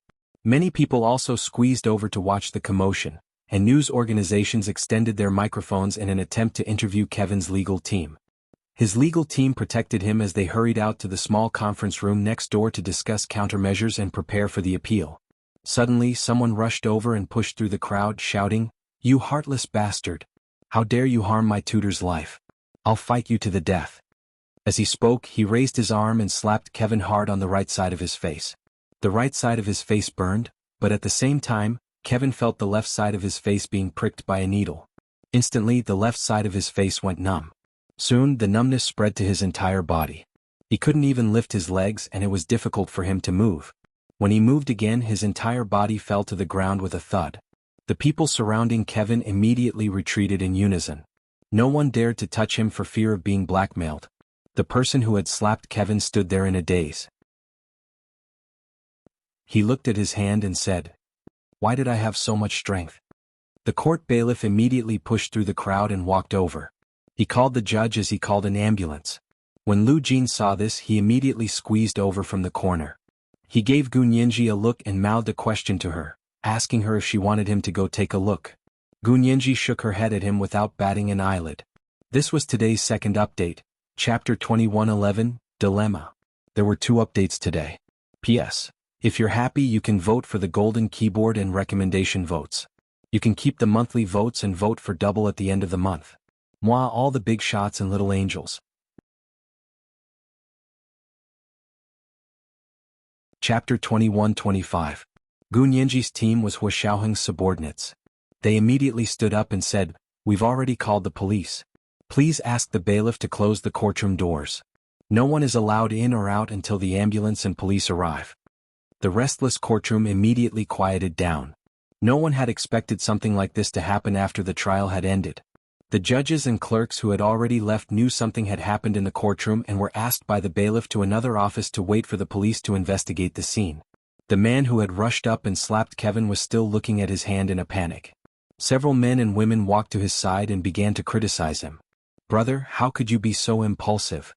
Yeah, even if it was revenge for the tutor, you shouldn't have hit someone. The law has already punished this bad guy for us. Brother, why did you have to get yourself involved?" Gu Nianji listened attentively. These people looked familiar and were probably Song Jinning's masters and doctoral students from the Institute of High Energy Physics. They were probably here to listen in on behalf of the Institute of High Energy Physics. The man who had hit Kevin was short and chubby. His round face was like a steamed bun, and he didn't look like he had the strength to knock Kevin out with one slap. Gu Nianji clicked her tongue and said, "That's really a case of self-destruction." The Indian lawyer Arif turned around and glared at Gu Nianji. He shouted, "Hitting someone in court is against the law. It's a felony, understand?" Gu Nianji smiled casually and waved her hand. "That's in the United States. In the Wuxia Empire, as long as it doesn't constitute criminal damage, people will be punished according to public security regulations. They will be fined up to 500 yuan and held in jail for about 3 days. The Indian lawyer Arif was flabbergasted. "Public security regulations? You're serious?" Gu Nianji laughed and winked at him. "Of course it's fake. I was joking." The Indian lawyer Arif had just sighed in relief when Gu Nianji said seriously, "According to Article 309 of the Wuxia Empire's criminal law, anyone who seriously disrupts the order of a court by gathering a crowd to cause a disturbance, charge into the courtroom, or assault a judicial officer will be sentenced to up to 3 years in prison, criminal detention, public surveillance, or a fine. This is the law we use to deal with this kind of problem." Kevin's American lawyer immediately pointed at the short, fat man who had just hit someone and said, "Then arrest him." Gu Nianji spread her hands. "That's the bailiff's job. I'm the prosecution's lawyer, so I can't intervene in court matters." In fact, as soon as she finished speaking, a bailiff came over and restrained the short and fat man who had just hit her. He was scared out of his wits and kept saying, "I'm just fighting for my mentor." Do you know who my mentor is? She was the plaintiff in this case, Song Jinning. She was the victim. I'm standing up for my mentor. Gu Nianji sighed and walked over. "Brother, can you please shut up? At this time you should find a lawyer to speak for you, not talk nonsense yourself. You have to know that you are in court now. Every word you say will be used as evidence in court. It has the force of law." The short and fat man quickly shut his mouth, but his eyes were filled with tears as if he was about to cry. A girl looked at Gu Nianji and suddenly whispered, "Lawyer Gu is a lawyer. Can she be senior's defense lawyer?" Yes. "Great, Lawyer Gu, can you be our senior/junior brother's defense lawyer?" The graduate students eagerly looked at Gu Nianji as they chattered excitedly. Even the short and fat man looked over and asked hopefully, "Can I?" Gu Nianji smiled but didn't say anything. This was a tactful rejection. What a joke. They wanted her to be senior's defense lawyer for such a small case? Did they think she had nothing better to do? The other graduate students already understood what Gu Nianji meant. They were also embarrassed because they knew that Gu Nianji was the chief legal counsel of the Senate and was usually very busy. She was representing Song Jinning because Song Jinning had the authority to hire Gu Nianji. Song Jinning was Gu Nianji's fiancée's biological mother. Even if she wasn't, with Song Jinning's status in the Wuxia Empire's scientific community and her contributions to the military, students like them couldn't compare. Of course, the difficulty of the case was on a completely different level. They also smiled and began to discuss going to a law firm outside to hire a lawyer for the short and fat man. However, Kai Zhaohe didn't give up. She bit her lip and said softly, "Lawyer Gu, can you do it? Senior is doing this for Superintendent Song. If Lawyer Gu helps Senior, it's the same as helping our Superintendent Song." If Superintendent Song knew, he would definitely agree. Gu Nianji felt that this girl was a little insensitive, but she wasn't angry. In her opinion, people who were focused on learning more or less had this problem of not knowing how to read people's expressions. It wasn't a bad thing. Moreover, her father, Lu Jin, was someone who didn't know how to read people's expressions, so she just smiled and didn't say anything. Perhaps her non-committal attitude had caused Kai Xiaohe to misunderstand. Kai Xiaohe boldly said, "If Lawyer Gu doesn't say anything, I'll take it as a yes?" This was really a look that could be taken as a crush, but another look and she would think that he was deeply in love and wouldn't marry anyone but her.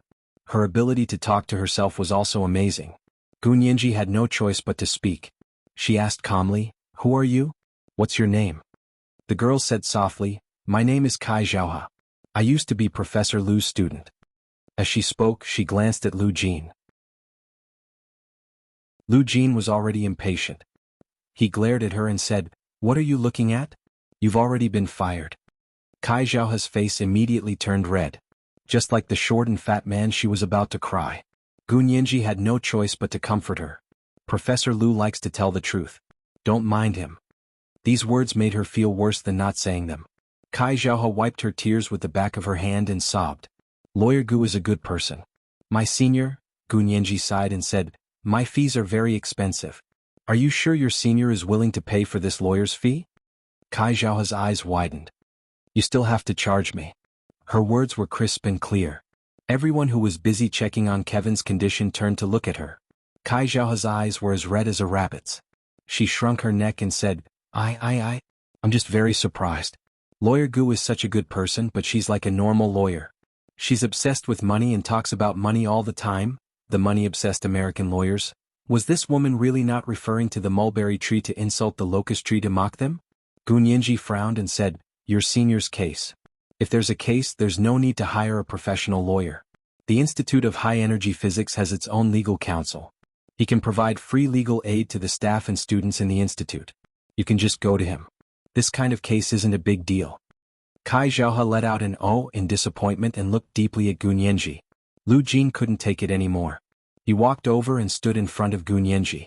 With a cold expression, he said to her, "Kai Xiaohe, the Institute of High Energy Physics won't give you any subsidies in the future." Kai Xiaohe immediately clenched her fists and said anxiously, "Why? I've worked in the laboratory at the Institute of High Energy Physics. I work at least 10 hours a day.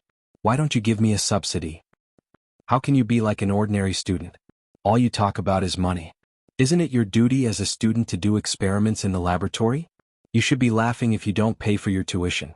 You still want subsidies? You're so noble, you should work for the laboratory for free without asking for a penny." "No. I've worked hard. Why can't you give me a reasonable reward?" Kai Xiaohe refused to give up her legal rights. Lu Jin pointed at her face and sneered, "You're just like the United States. You're really double standard. Others can't ask for money when they work, or else they'll be money obsessed. You can't ask for money when you work. Kai Xiaohe, don't think that you can talk nonsense just because you have a big face. Why? Because the cuticles on your face are thicker than others?" Lu Jin returned Kai Xiaohe's words to Gu Nianji in a few words. Kai Xiaohe burst into tears and was about to run out of the courtroom. However, the door of the courtroom had already been tightly closed by the bailiff. She stomped her feet at the door and turned back. Finally, she heard the sound of complicated footsteps coming from outside the door. The ambulance and the emergency doctor had arrived. She could also hear the sound of sirens approaching from outside the window. It sounded like the police had arrived as well.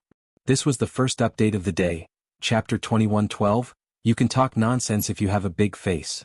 There were 2 updates today. At 9 o'clock in the evening. P.S. Moi all the big shots and little angels. Chapter 21:26. Step back. Step back. Everyone step back. Let the doctor in. The bailiffs maintained order at the entrance as they opened the heavy oak doors of the courtroom. A few doctors in large white coats and face masks carried first aid kits and pushed a mobile stretcher as they hurriedly walked in. "Where's the patient?" The lead doctor looked at the room full of people and felt a headache coming on. One of the bailiffs quickly said, "Over here." He led the doctor to Kevin, who had fainted. The doctor quickly opened the first aid kit and began to give Kevin emergency treatment. After a while he said, "His muscles are numb but his breathing is normal. It's most likely due to the brain being severely injured by an external force, causing a neurological disorder.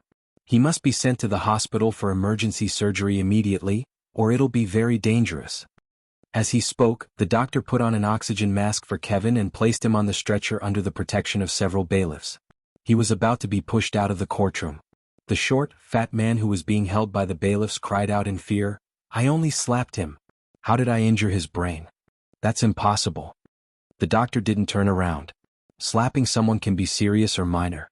You might think it was only the face, but in reality the face is rich in nerves and is closely connected to the brain. There are many cases where a slap can deafen a child or even cause dementia. The short, fat man's classmate had wanted to speak up for him, but immediately shut up after hearing the doctor's words. Kevin's American legal team also wanted to follow but were stopped by the bailiffs. They discussed it, and in the end only the lead lawyer, Lu Anping, was allowed to follow Kevin to the hospital. The rest of them had to wait for the police in the courtroom. Just as they reached the door, Gu Nianji felt something was wrong and raised her voice. Wait. The bailiffs at the door seemed to be Hua Xiaoheng's men, and immediately closed the door again. Even the emergency doctor couldn't leave. The lead doctor turned around and glared at Gu Nianji. Who are you? You're going to take responsibility if the patient is delayed and something happens to him? Gu Nianji walked forward slowly and pointed at Kevin, who was lying on the stretcher. Tell me about his condition again, just like you said earlier. The doctor was stunned for a moment and immediately said, I said that his whole body is paralyzed but his breathing is normal. His brain has been severely damaged because of the external force. He needs to be sent to the hospital for emergency surgery immediately, or else it will be very dangerous. Gu Nianji nodded. That's it. I saw that he couldn't move, and you said that his muscles were paralyzed. What kind of paralysis is it? Do you still need me to tell you which degree? Can't you see with your own eyes? The leading doctor's attitude was getting worse. I'm in a hurry to save people. Can you not block the way? If it's the kind of paralysis I saw, then how can he breathe normally? Gu Nianji asked suspiciously. You're a professional doctor. Don't tell me you don't even know this? The leading doctor held his breath. He was indeed a little careless and made a few medical accidents. As a result, he was still unable to be promoted even though he was in his 50s. He was still an attending physician and was not even an associate chief physician. The patient he was treating this time was a big shot. If he did well, he would have a chance to be promoted to deputy chief physician. Therefore, his attitude was very tough as he yelled at Gu Nianji, Aren't you giving him oxygen? What are you doing? Get out of my way. Why would he need oxygen if he can breathe normally? Gu Nianji was relentless. Which hospital are you from? Is it a military hospital? The leading doctor closed his eyes and shook his head patiently. No, but a human life is at stake right now. Can you talk about the hospital later? It's precisely because a human life is at stake that I need to find out your identities. Gu Nianji looked at the faces of the emergency doctors wearing masks. Tell me, which hospital are you from? Who was that? A bailiff in the courtroom gripped his phone nervously and stammered, It was me who called. They're the closest private hospital nearby. Their medical skills are passable and they have a good reputation here. A private hospital? Gu Nianji frowned. Because of Qin Yaoguang and Qin Beiyoi, Gu Nianji had a bad impression of private hospitals. Of course, she couldn't overturn a boat in one fell swoop, but she was more vigilant about private hospitals. Hearing that these emergency doctors were from a private hospital, Gu Nianji couldn't let them take Kevin away. She reached out to the bailiff and said, Did you call the military hospital? If no one is calling, I'll do it. Give me the phone. The bailiff had just been on duty outside, and his phone had been brought in when the accident happened. People in the courtroom weren't allowed to bring their phones in. The bailiff's face paled.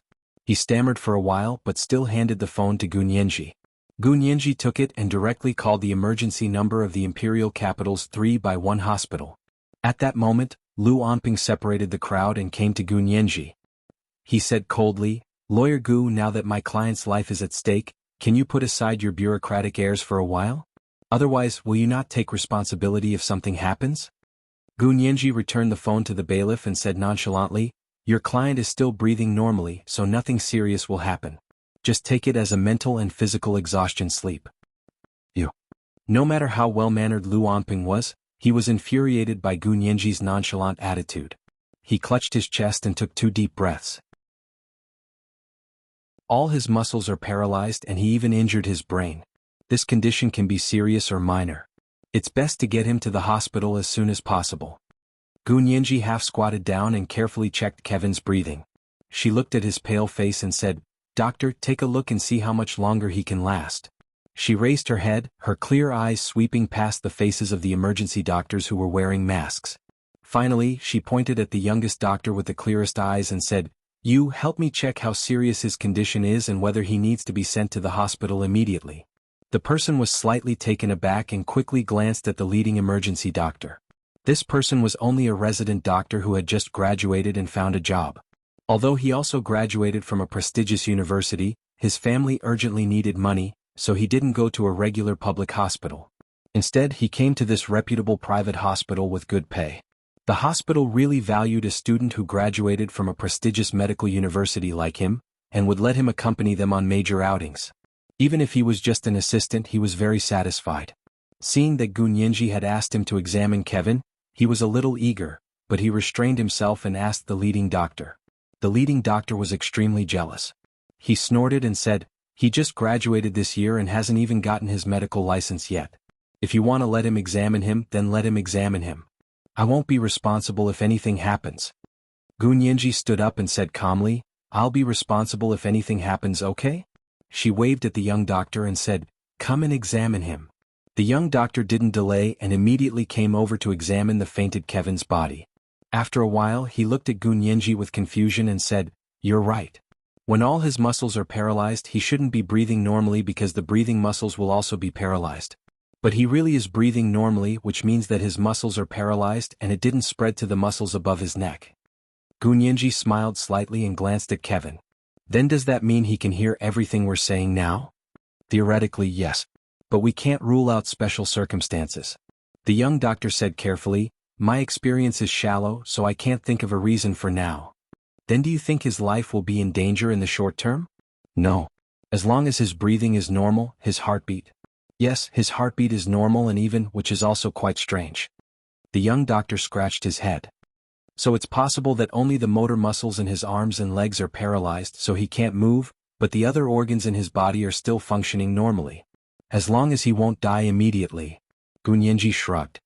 "It looks like this case is very strange. Let's wait for the police to come." Not long after, the Imperial Capital Police in black uniforms also came in. What happened here? They were dispatched because someone had called the police. This was the Imperial Capital High Military Court, so it wasn't usually under their jurisdiction. They didn't usually come here for no reason.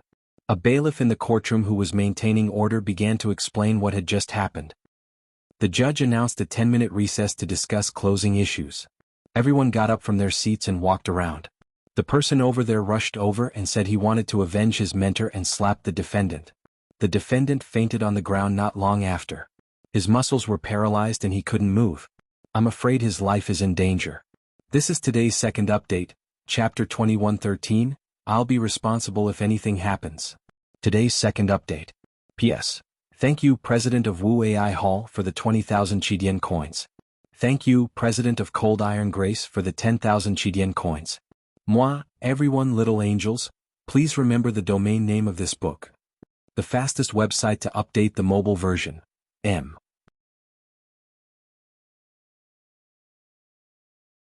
Chapter 2127. If his life is in danger, why aren't you sending him to the hospital immediately? Are you going to stay here and wait to die?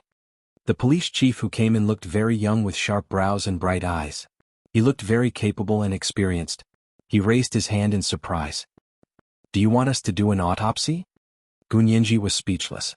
This police uncle really had the right to speak. Her eyes almost lit up, but she still said calmly, no, his life is not in danger. The doctor just examined him. Although he can't move, his breathing and heartbeat are normal, so there's no need for an autopsy for now. The police officer was speechless. He looked up and his eyes also lit up. He rushed over to Gu Nianji and extended his hand. Chief Gu. I didn't think I would be able to see you in person. I'm your fan. I watch the channel of the House of Lords every day. Unfortunately, you don't have many opportunities to come out. The police were less enthusiastic when they heard that his life was not in danger. As for a Japanese spy sent by the United States being knocked out in court by the victim student, they had to think carefully about how to deal with it. So it was more important to get close to their idol. Gu Nianji was speechless. The American lawyers were speechless. Several other police officers also squeezed over to shake Gu Nianji's hand. But no one was able to get their way. Gu Nianji's team wouldn't let them touch the future wife of the chief of their department. Police comrades, let's see how he passed out. A male member of Gu Nianji's team quietly separated the police rushing over and pointed at Kevin. Everyone said that person knocked him out with one slap, but I don't think he had that much strength. The police finally nodded at Gunyenji regretfully and turned to look at the short, fat man being detained by the two bailiffs. One look at his pale, chubby face and they knew that this kind of person didn't have the strength to hit someone. Even if he slapped a dog, it would only make the dog bark twice, let alone knock a grown man out. Knock him out? No way. It's a bit strange. The police surrounded them. Checking the injuries to determine the severity of the injuries was the police's specialty. Although the leading officer looked very young, he had actually been working for several years. He put on gloves and began examining Kevin's injuries. Not long after, a few police officers came to a conclusion. The defendant's whole body is paralyzed. He was not beaten up. The short and fat man was so happy that he cried, "I told you it had nothing to do with me. I only gave him a slap." The policeman, "Where did this idiot come from?" He said sternly, "But if you cause trouble in court and disturb the order of the court, you will also be arrested. But you're the victim's student, and it's your first offense to stand up for your tutor, so it's pardonable. You'll be punished according to the Public Security Management and Punishment Regulations. Follow our people back to the police station for punishment, and pay a fine of 150 yuan. With that said, the two bailiffs who were detaining the short and fat man also released their grip. The short, fat man was overjoyed. He bowed to the police and said, "I'll go to the police station to get punished and pay the fine. Thank you, Mr. Policeman. Thank you, police uncle." The corner of the policeman's mouth twitched as he continued to examine Kevin's injuries. Finally, he moved Kevin's head to reveal the other side of his face. He pointed at a spot on his face and said, "There's a needle hole here." Gunyenji had excellent eyesight, but she couldn't see a needle hole at all. Lu Jin coughed quietly and fumbled around to hand Gunyenji a small magnifying glass with high magnification. Gunyenji took it and walked over to Kevin's mobile stretcher bed. She bent down to look at his face. With the help of the magnifying glass, the needle hole on Kevin's face, which was as small as a pore, was finally clearly visible. Gunyenji raised an eyebrow and said, "Kevin was hit on the right side of his face, but the needle hole was on the left side." As she spoke, she looked up at the people in the courtroom and said, "There's one more person who's the real murderer." Everyone had clearly seen the short, fat man pounce on Kevin's face. He had only hit the right side of Kevin's face with one hand. Who had taken the opportunity to stab Kevin's left side with a needle? Other than the short, fat man, no one else had approached Kevin at the time. Gunyenji's mind raced and she immediately said, "This was done with an instrument, not by hand." This meant that someone had an instrument that fired thin needles. The real reason why Kevin had fainted and couldn't move had been found, but the person who had done it hadn't been found. Not long after, the military doctors from the imperial capital's 3x1 hospital arrived. They quickly transported Kevin away and sent him to the military hospital for emergency treatment. Lu Onping followed them, while the rest of the people remained in the courtroom, waiting for the police to investigate the case. What was the situation like at the time? Can you demonstrate it again? The police asked. Everyone looked at each other. They couldn't remember what had happened at the time. Even the short, fat man scratched his head and said, "I don't remember who was beside me. I just remember being very angry and agitated. Someone pushed me and I rushed out to slap him in the face." "Who pushed you?" Gunyenji asked calmly. "Was it your classmates?" She looked at each of their faces. Only Kai Zhaohe's eyes flickered as she quietly moved towards the door.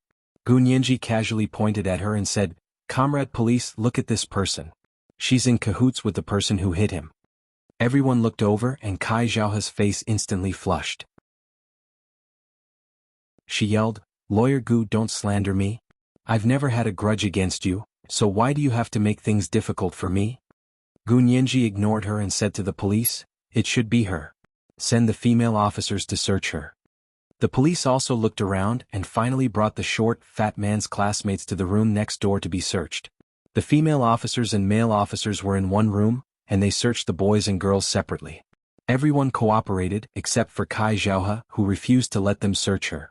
She said she needed a lawyer. She had the right to do so. The police wanted to take her directly back to the police station, but a thin, handsome man stood up and said politely, "Comrade police, I'll go talk to her." He had just been searched by the male officer with the other male classmates, and there weren't any devices or weapons on him. The police officer nodded. "If you can talk to her, then do it. If you can't, it'll just be more troublesome." "Don't worry, I'll go talk to her." The man walked into the room the female officers were in. I'm Kai Zhaohe's classmate. I just searched her in that room. He raised his hands and spoke very politely. The female officers nodded, and after contacting the male officer next to them, they let the man in. The man walked into the room and saw Kai Zhaohe hiding in the corner between the closet and the curtains. She refused to come out. He sighed and walked over to hold her shoulder. Zhaohe, don't be afraid. You didn't do it, so no one can frame you.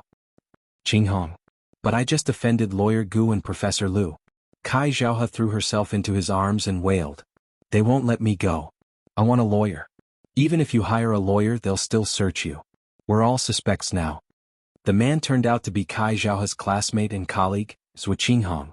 He was also a researcher at the Institute of High Energy Physics. He squeezed Kai Zhaohe's hand. Fine, don't cry. Let them search me and I'll treat you to crayfish afterward. Kai Zhaohe smiled through her tears. Senior, you're not lying to me, right? You're really treating me to crayfish? Zhu Qinghong nodded. I never lie. He patted Kai Zhaohe's shoulder. I'll wait for you outside. Kai Zhaohe reluctantly let go of his hand. Then you must wait for me. Zhu Qinghong walked to the door and said to the policewoman. She agreed. You guys can go search. The policewoman breathed a sigh of relief. Thank you, classmate Zhu.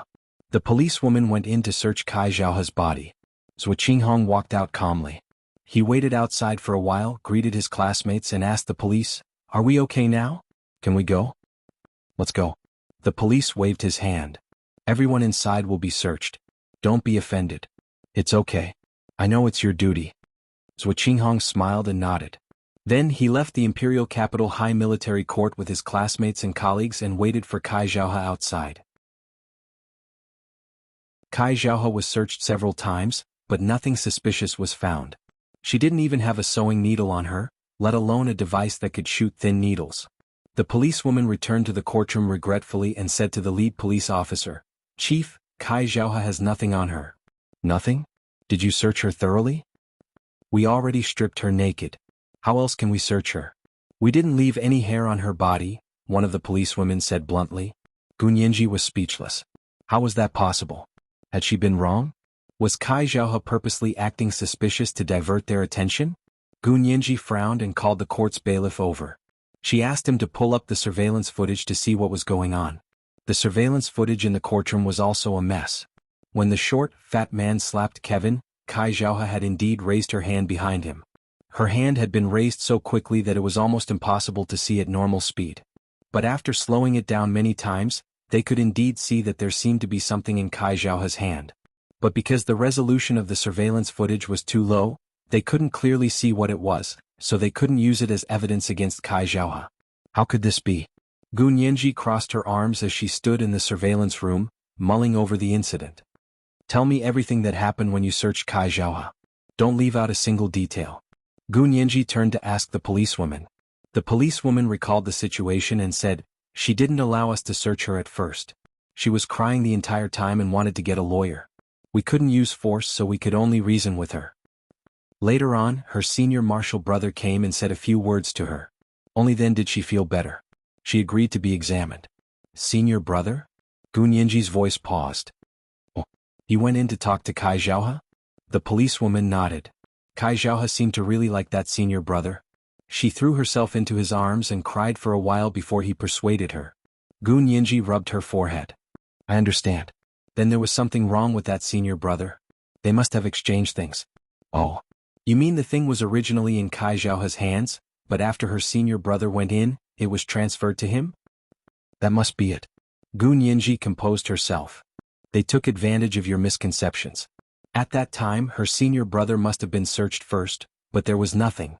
Then he found an excuse to see Kai Zhaohe and took the opportunity to transfer the thing to his own hands while comforting her. Because he had already been examined, you subconsciously thought that he was fine, so after he went out, you didn't search him a second time. Gu Nianji shook her head regretfully and asked, What's her senior brother's name? Do you have a record? Qinghong Zhu Qinghong, that should be the name. The policewoman looked down at her record. We'll go arrest Zhu Qinghong right away. Gu Nianji said faintly, You can go arrest him, but the thing must have been disposed of. He won't keep it in his hands and wait for you to come back to your senses to find trouble with him. This was the first update of the day, Chapter 21:14, I never lie. There were 2 updates today. At 9 o'clock in the evening. A reminder for everyone's recommendation tickets and golden keyboard booster tickets. P.S. Mwax Little Angels.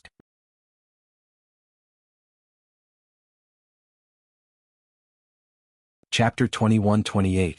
The policewoman was very upset and frowned. Even so, we still have to investigate. Otherwise, he'll really think we don't know anything.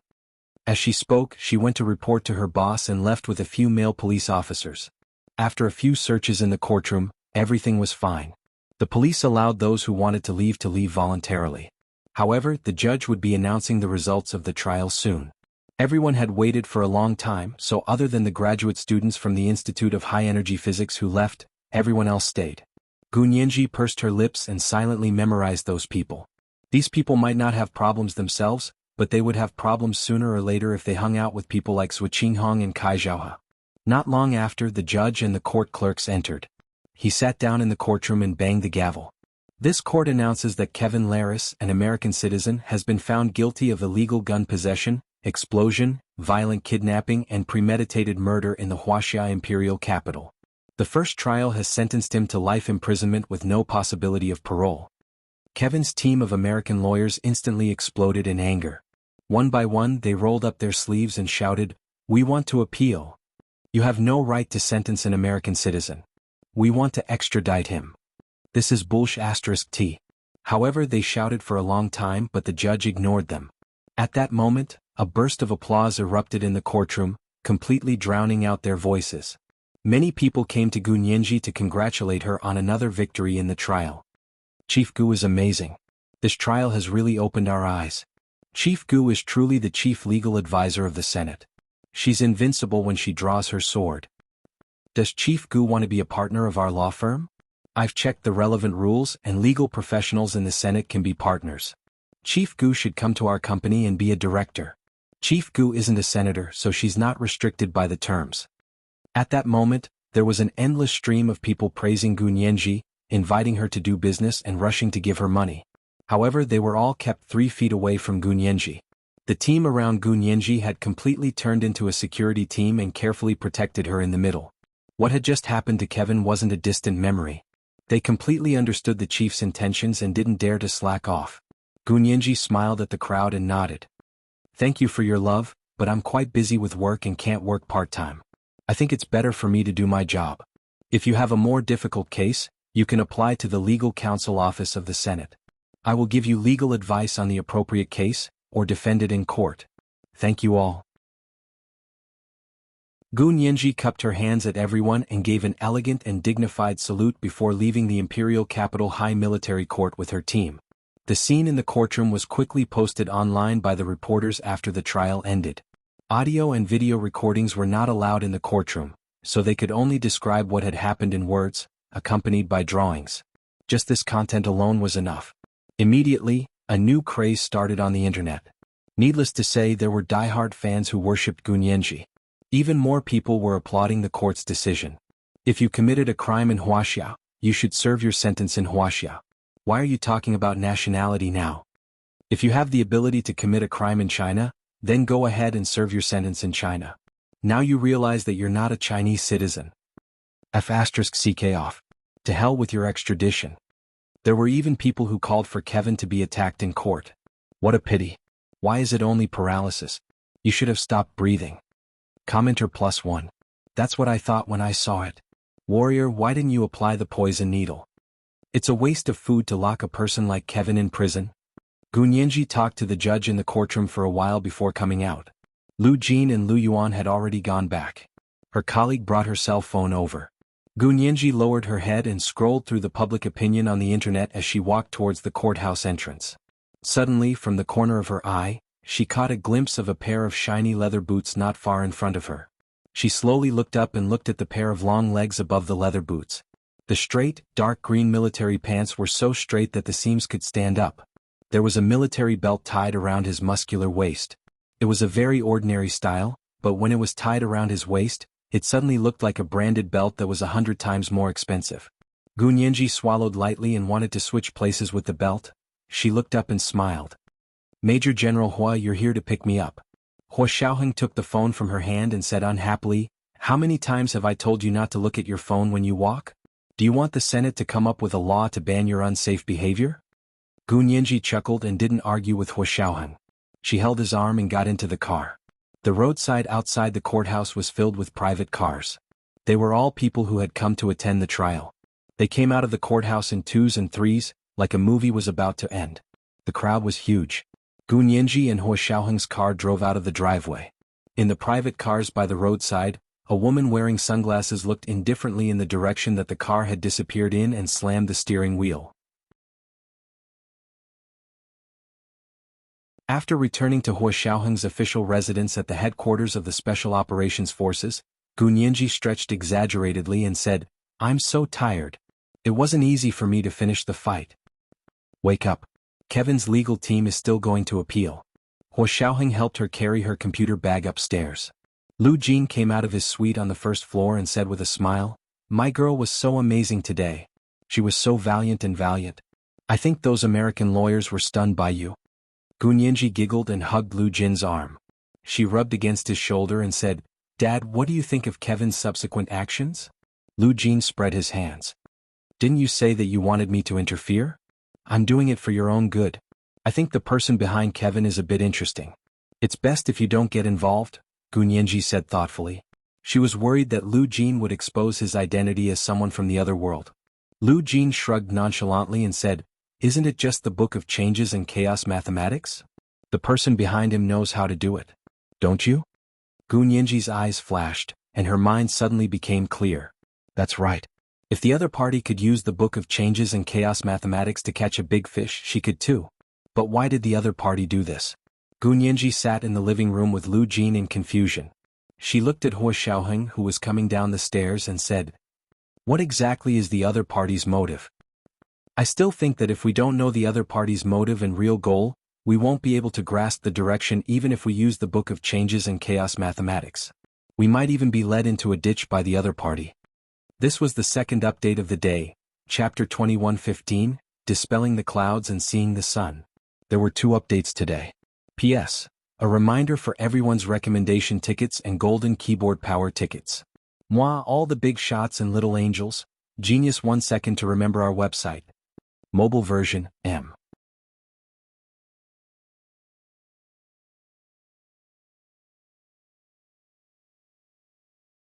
Chapter 21:29. Hua Xiaoheng sat down on the sofa opposite Gu Nianji and Lu Jin. He crossed his legs and said, "Then what do you think the other party's motive is?" "That's what I don't understand." Gu Nianji let go of Lu Jin's arm and placed her hands on her lap. She leaned forward slightly and looked at Hua Xiaoheng intently.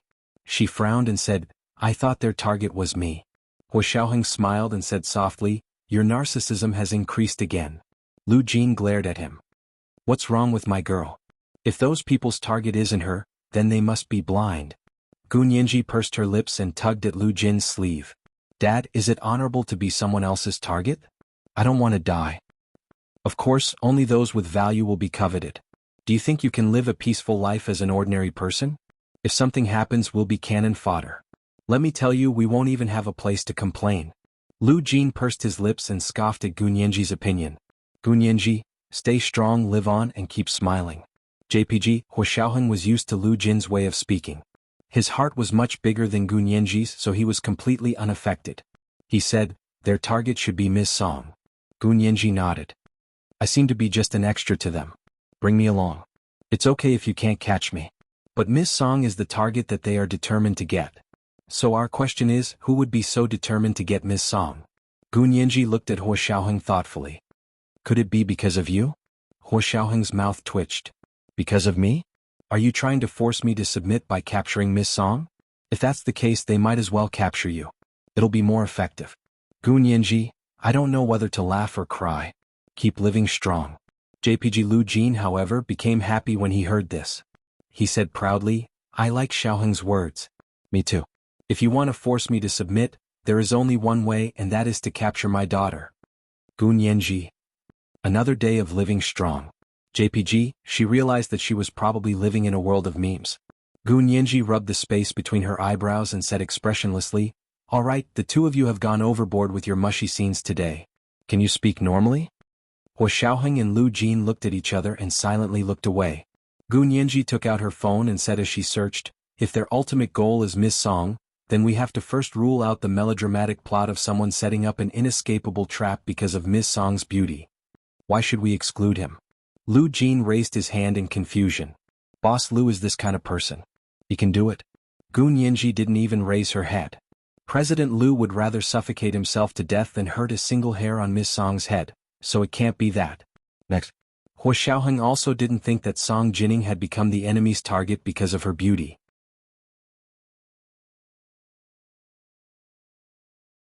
Gu Nianji nodded and said, if it's not because of Miss Song's beauty, then it must be because of her intelligence. Lu Jin snorted and muttered that the other party had no taste. Gu Nianji knew what he meant and said calmly, Dad, you haven't been exposed yet. Once you are, the other party will definitely target you. She looked up at Lu Jin from the corner of her eyes. Do you want to put me in danger that badly? Because Lu Jin's weakness was Gu Nianji. If they wanted to catch Lu Jin, the other party would definitely target Gu Nianji first. Thinking of this, Lu Jin quickly shook his head. No, not at all. I'd better keep my tail between my legs. Okay. Gu Nianji patted Lu Jin on the shoulder. Dad, you still have to help me provide technical support. I like it when you're strategizing behind the scenes. She added, I want to eat durian ice cream. Dad, help me go to the fridge in the kitchen and see if there's any left. If there's none, help me go to the store in the courtyard and buy a box. Lu Jin immediately stood up. I'll go take a look. If the girl wanted to eat something, he had to get it no matter how difficult it was. After Lu Jin left, Hua Xiaoheng took Gu Nianji to Hua Xiaoheng's study on the second floor to talk. I'll show you something, Hua Xiaoheng said as he turned on the computer in the study. There were 3 widescreen displays on his desk. He turned on the display in the middle. After a flurry of snowflakes, a stately and magnificent building appeared on the screen. Gu Nianji was surprised for a moment. Is this the Imperial High Military Court that we just left? Hua Xiaoheng clicked play. See for yourself. It was teleported here at the right time. The camera gradually moved down from the roof of the courtroom, and Gu Nianji saw a few people appear in her line of sight. Zhuo Qinghong. Gu Nianji's eyes widened. These are the people from the Institute of High Energy Physics who came to listen in today. Hua Xiaoheng didn't say anything, but he tugged at Gu Nianji. Gu Nianji didn't notice and sat in Hua Xiaoheng's arms. He hugged her from behind as they looked at the computer screen together. On the computer screen, a policewoman's voice was heard. The car in front stopped for a moment. The person next to Zhuo Qinghong was a round-faced woman. She said in confusion, Isn't this the police who searched us in the courtroom? Why are they still checking us? Are they done? Zhuo Qinghong didn't say anything, and the tall boy on the other side said unhappily, Do you think we're thieves or suspects? If you search us again, I'm going to hire a lawyer. Zhuo Qinghong finally smiled and said, Anyway, we've already searched you once, so it doesn't matter if we search you again. We haven't done it before, so we don't have to be afraid of a crooked shadow. He was the first to raise his hands and say to the policewoman walking over, We have female classmates. If you want to search us, shouldn't you search the car? Isn't it disrespectful to search women on the street? The policewoman glared at him and said, We know what we're doing. We don't need you to teach us. As she said that, she waved behind her. A few auxiliary police officers quickly ran forward, holding a temporary wall made of foam, and surrounded them and the car in the middle. In less than a minute, they had built a small room for the inspection. Gu Nianji was amazed by the video. What was even more amazing was that even though the room for the search had been built, the video didn't stop. Gu Nianji was amazed and turned to ask Hua Xiaoheng, How did your people film this? Is there someone from your side in the police force? Hua Xiaoheng smiled but didn't say anything. He kissed her cheek and pushed her face back up with his lips. He continued to look at the screen. What followed was a body search in the examination room. Of course, this time was the same as the previous time. They didn't find anything. Zhuo Qinghong was obviously the leader of the students. He said to the policewoman, Next time I'll definitely file a complaint against you. Then he asked, Where's our other classmate? Kai Zhaohe, the girl you searched? She's suspected of assaulting the defendant today and has been brought back to the police station for investigation. But you don't have any evidence. Zhuo Qinghong said calmly, I'll get her a lawyer. Why are you so nice to her? You're not related? The policewoman looked at Zhuo Qinghong suspiciously. Or do you want to go back to the police station with her to assist in the investigation? She's my fiancée. I'll inform her family. Zhuo Qinghong's face darkened. He didn't want to say more and left the room with his classmate. The policewoman stomped her feet and said angrily, "Don't be so full of yourself. We'll definitely find evidence." The video ended there. Gu Nianji closed her eyes in horror. Where did this idiot come from? She reminds me of Su Piaohong. Huo Xiaoheng said calmly, "It's obvious that you saw it.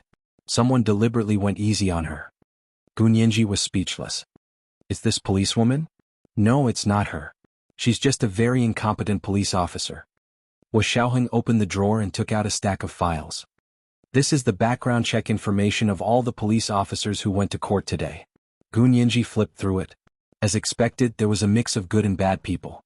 Some police officers were very good, but there were also a few who were very incompetent. For such an important case, they didn't need to do too much. All they had to do was send someone who wasn't competent to cause hatred and mess up the whole thing. It had to be said that the methods of the mastermind had almost reached the point where it was impossible to find any trace of them. Was it infiltrated? Gu Nianji was worried. What should we do? The other party is already very good.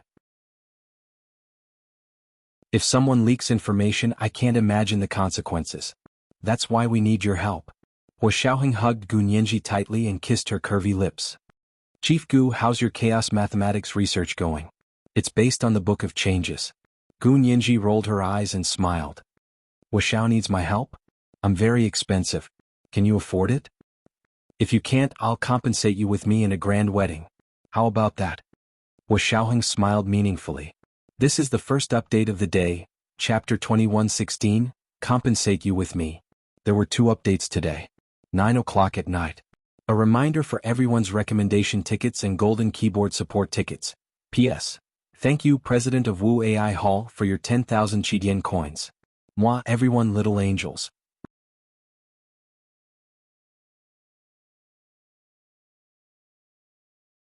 Chapter 2130. Gu Nianji froze and quickly blushed. She turned her head and stared at the computer screen, her heart beating like a little rabbit. What a disappointment. She secretly despised herself. Didn't she already have a marriage certificate? She was flustered just talking about the wedding, but an unexplainable sweetness spread from the depths of her tongue and permeated her limbs. She wanted to share it with him. She couldn't be alone. Gu Nianji turned around and hugged his neck. Kissing his lips, she pried open his teeth and sent the sweetness all the way to the base of his tongue. Huo Xiaoheng chuckled and asked vaguely with her lips in his mouth. Okay. Gu Nianji was mesmerized by his kiss and said yes no matter what he said. In the end, she practiced many humiliating agreements. As night fell, a spacious SUV stopped in front of the Imperial Capital Institute of High Energy Physics. The people in the car all got out and waved at Zhuo Qinghong, who was driving. Thank you, Brother Zhuo, for driving us back. You're welcome. I'll park the car. You guys go in first. Zhuo Qinghong waved at them, then started the car and drove to the underground parking lot. Zhuo Qinghong rolled down the window and quietly smoked a cigarette as he observed the surroundings. He had a simple infrared detector in his car, and any creature with heat radiation in the parking lot would respond to his detector. After watching for a while, he realized that there were only pests like mice, ants, flies, and mosquitoes. No one was following him. He looked away and reached out of the car with his left hand to brush off the cigarette ash before throwing it forward. The cigarette flew in a parabola and landed on the ground in front of a nearby trash can. He had almost thrown it in. Zhuo Qinghong shook his head with a smile and opened a game app on his phone to play for a while. This game was a multi-dimensional travel game. Sometimes it was ancient times, sometimes it was modern times, sometimes it was interstellar, and sometimes it was the end of the world. Players could set up the plot according to the setting they wanted to play. They could also communicate with each other and bring missions from one dimension to another. It was very interesting and had many players. They could also go home and put on a VR helmet to connect to the computer to be immersed in the game and complete the missions. There were often tens of millions of people online. It was much better than those games that required people to spend money to change their lives. Zhuo Qinghong was playing a game called Rage. This was the first stage of a large-scale game. He needed to break through layers of obstacles and go to the court to rescue a convicted felon. The security around this person wasn't very tight, but the player's requirement was that no one could find any evidence. Once he found the evidence, his mission would fail and he would have to start over. It had been 2 months since Zhuo Qinghong finished this game, but he had not been able to clear it. Today it opened again and he finally managed to escape, clearing the first stage. After completing the quest, an NPC would appear to reward him. The NPC that appeared in the game was an elegant lady. Her voice was gentle and kind as she smiled at Zhu Qinghong's character. Congratulations on completing the first stage, Court of Wrath. You've paralyzed the target and sent him to the hospital. Now choose your reward. As he spoke, 3 treasure chests appeared in the game. He could pick a chest at random. Zhu Qinghong took a look and chose the one in the middle. When he opened it, a sentence popped up. Reward player with 1 million cash. Zhu Qinghong clicked on the treasure chest again. Not long after, he heard a message on his phone, saying that the bank transfer was successful. Zhu Qinghong smiled. He didn't care about the money at all. His finger tapped on the dialogue box. Thank you, I still want to see the madam who issued the quest. The madam was the big boss in this game. This was also a scene in the game. After completing the quest, he could talk to the madam for a while. Most of the scenes were already set, but for a few people this game had different rules. The NPC replied after a while, the madam is in the tea room, she can't talk to you for now.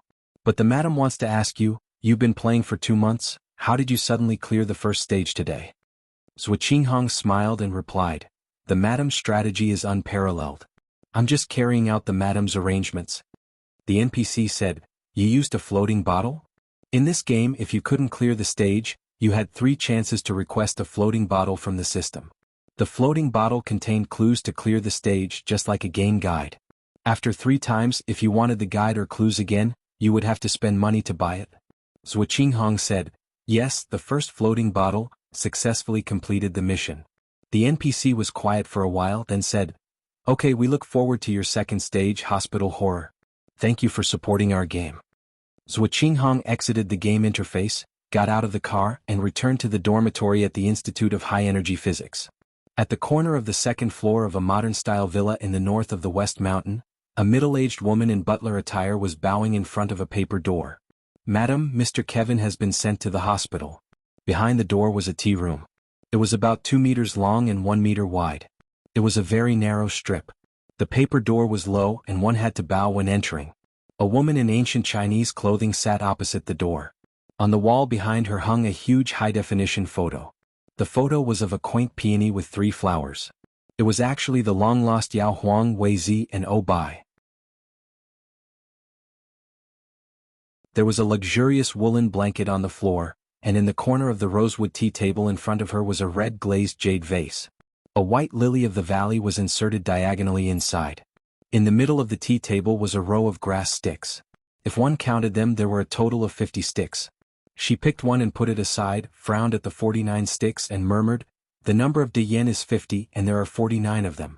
It is divided into 2, representing 2, hanging 1, representing 3, and hanging 4, representing 4 seasons. It is strange to use one as a leap and then another leap, so it is hanging again. The number of heaven and earth is 55 in China. Can it really include all things? She thought, fiddling with the grass sticks in front of her to derive all kinds of divinations. She recorded them as parameters on the tablet in her hand and included them in the chaotic mathematical equations she had designed. Hearing that Kevin had been sent to the hospital, she smiled slightly. Not bad. So far, I've only been wrong once.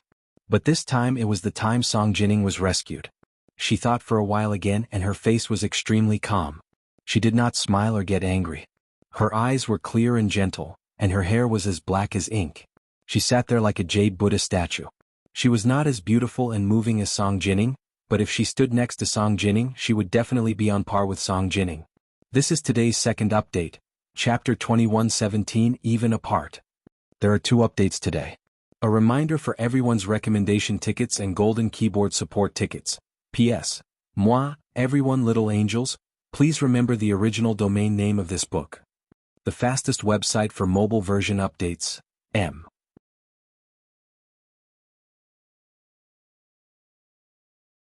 Chapter 21:31. The woman sat quietly by herself for a while and put the straw into a black brocade bag. She said slowly to the person at the door. Success?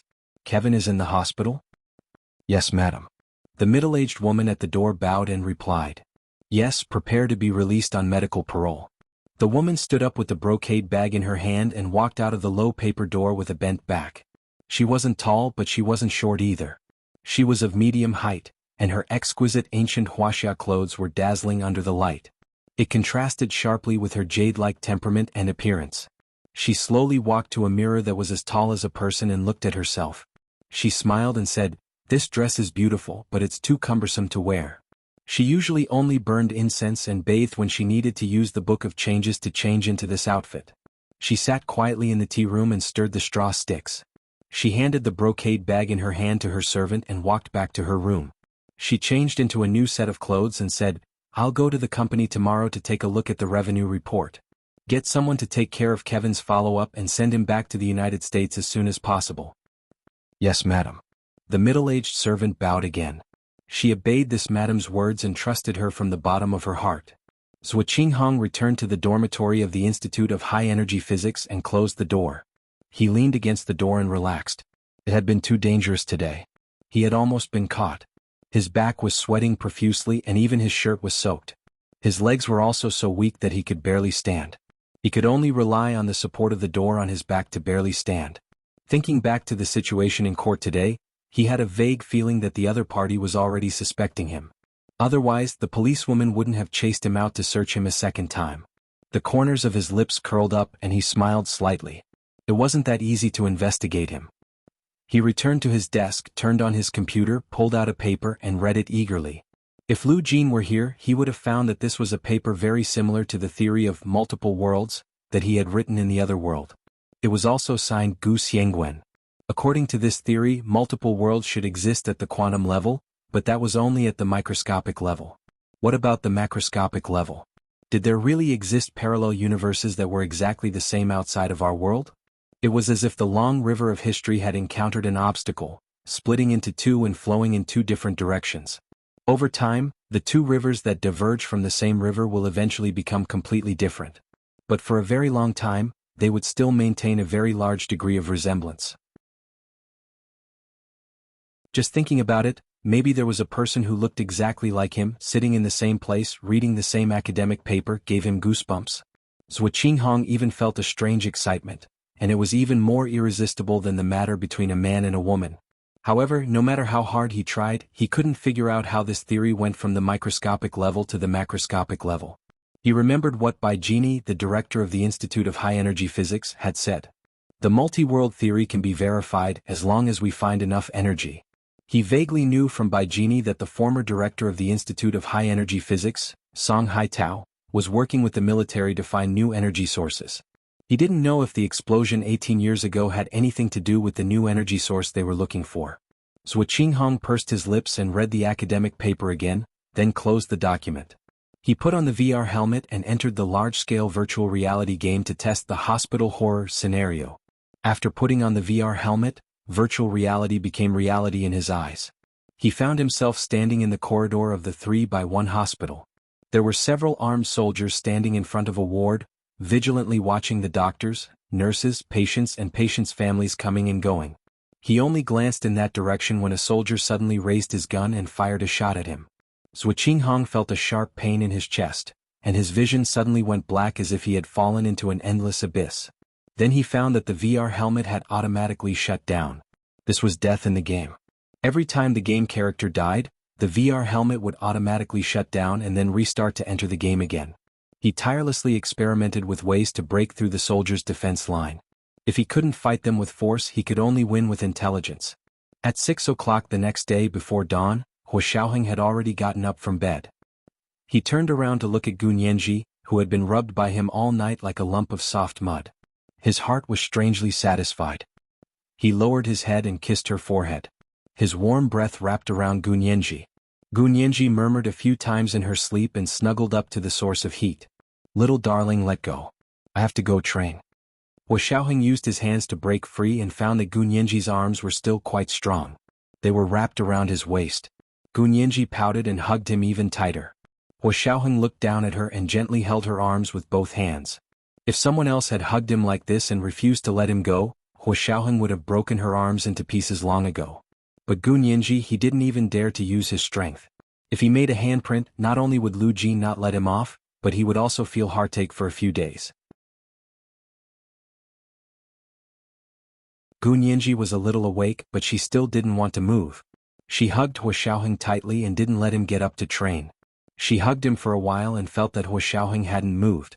She felt a little strange and couldn't help but sneakily open one eye and take a quick glance. Hua Xiaoheng was staring at her fixedly, and this time he caught her red-handed. Gu Nianji, brother, it's very scary to stare at a person for so long. She had no choice but to open both eyes a slit and smile gently.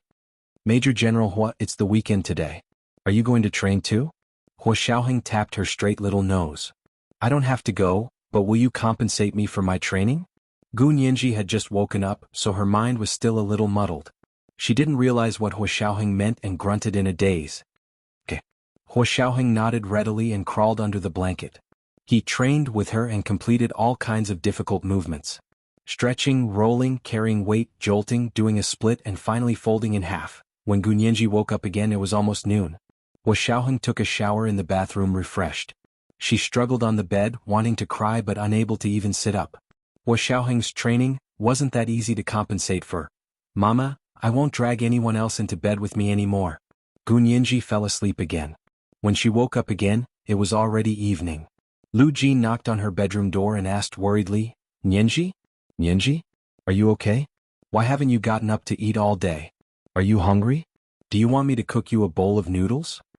Gu Nianji got up and hurriedly put on her clothes. She shouted at the door, I'm up. Dad, I'll have dinner with you. Lu Jin was relieved and said, then hurry up. I've gotten you another batch of information about the Book of Changes and Chaos Mathematics. I've sent it to your email. Gu Nianji, humph. She was going to stay up late at night and not go to bed all night. Someone who had been training like hell during the day wouldn't be able to touch a single strand of her hair.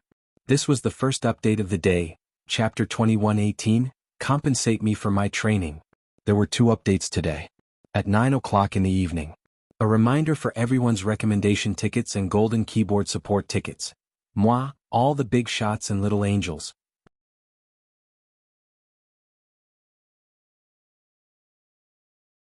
Chapter 21:32. Gu Nianji finished dinner and said confidently to Lu Jin, Dad, I'll finish reading all this information even if I don't sleep tonight. Lu Jin nodded in relief. My girl is smart and hardworking. How are those stupid and lazy people supposed to live? Gu Nianji, she didn't feel like she was being praised. But she was used to it. Gu Nianji continued to smile and said, Can I borrow your temporary laboratory tonight to read the information? Lu Jin's temporary laboratory was next to his suite on the first floor. It used to be a small guest room, but after Lu Jin moved in, Hua Xiaoheng had helped him convert it into a small laboratory. The computer equipment inside was very advanced and powerful. Lu Jin nodded vigorously. No problem, no problem. You can use it. He asked again, Do you want me to accompany you?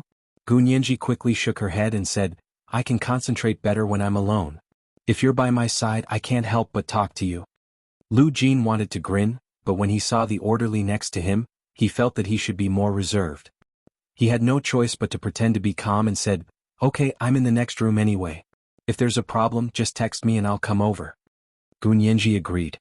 After dinner, she slipped into Lu Jin's laboratory and began to study the information on the combination of the Book of Changes and Chaos Mathematics. Hua Xiaoheng didn't come back until it was dark. He ate dinner alone in the dining room. At the same time he knew that his fiancée was going to stay up late to study tonight and wouldn't go back to her room to sleep.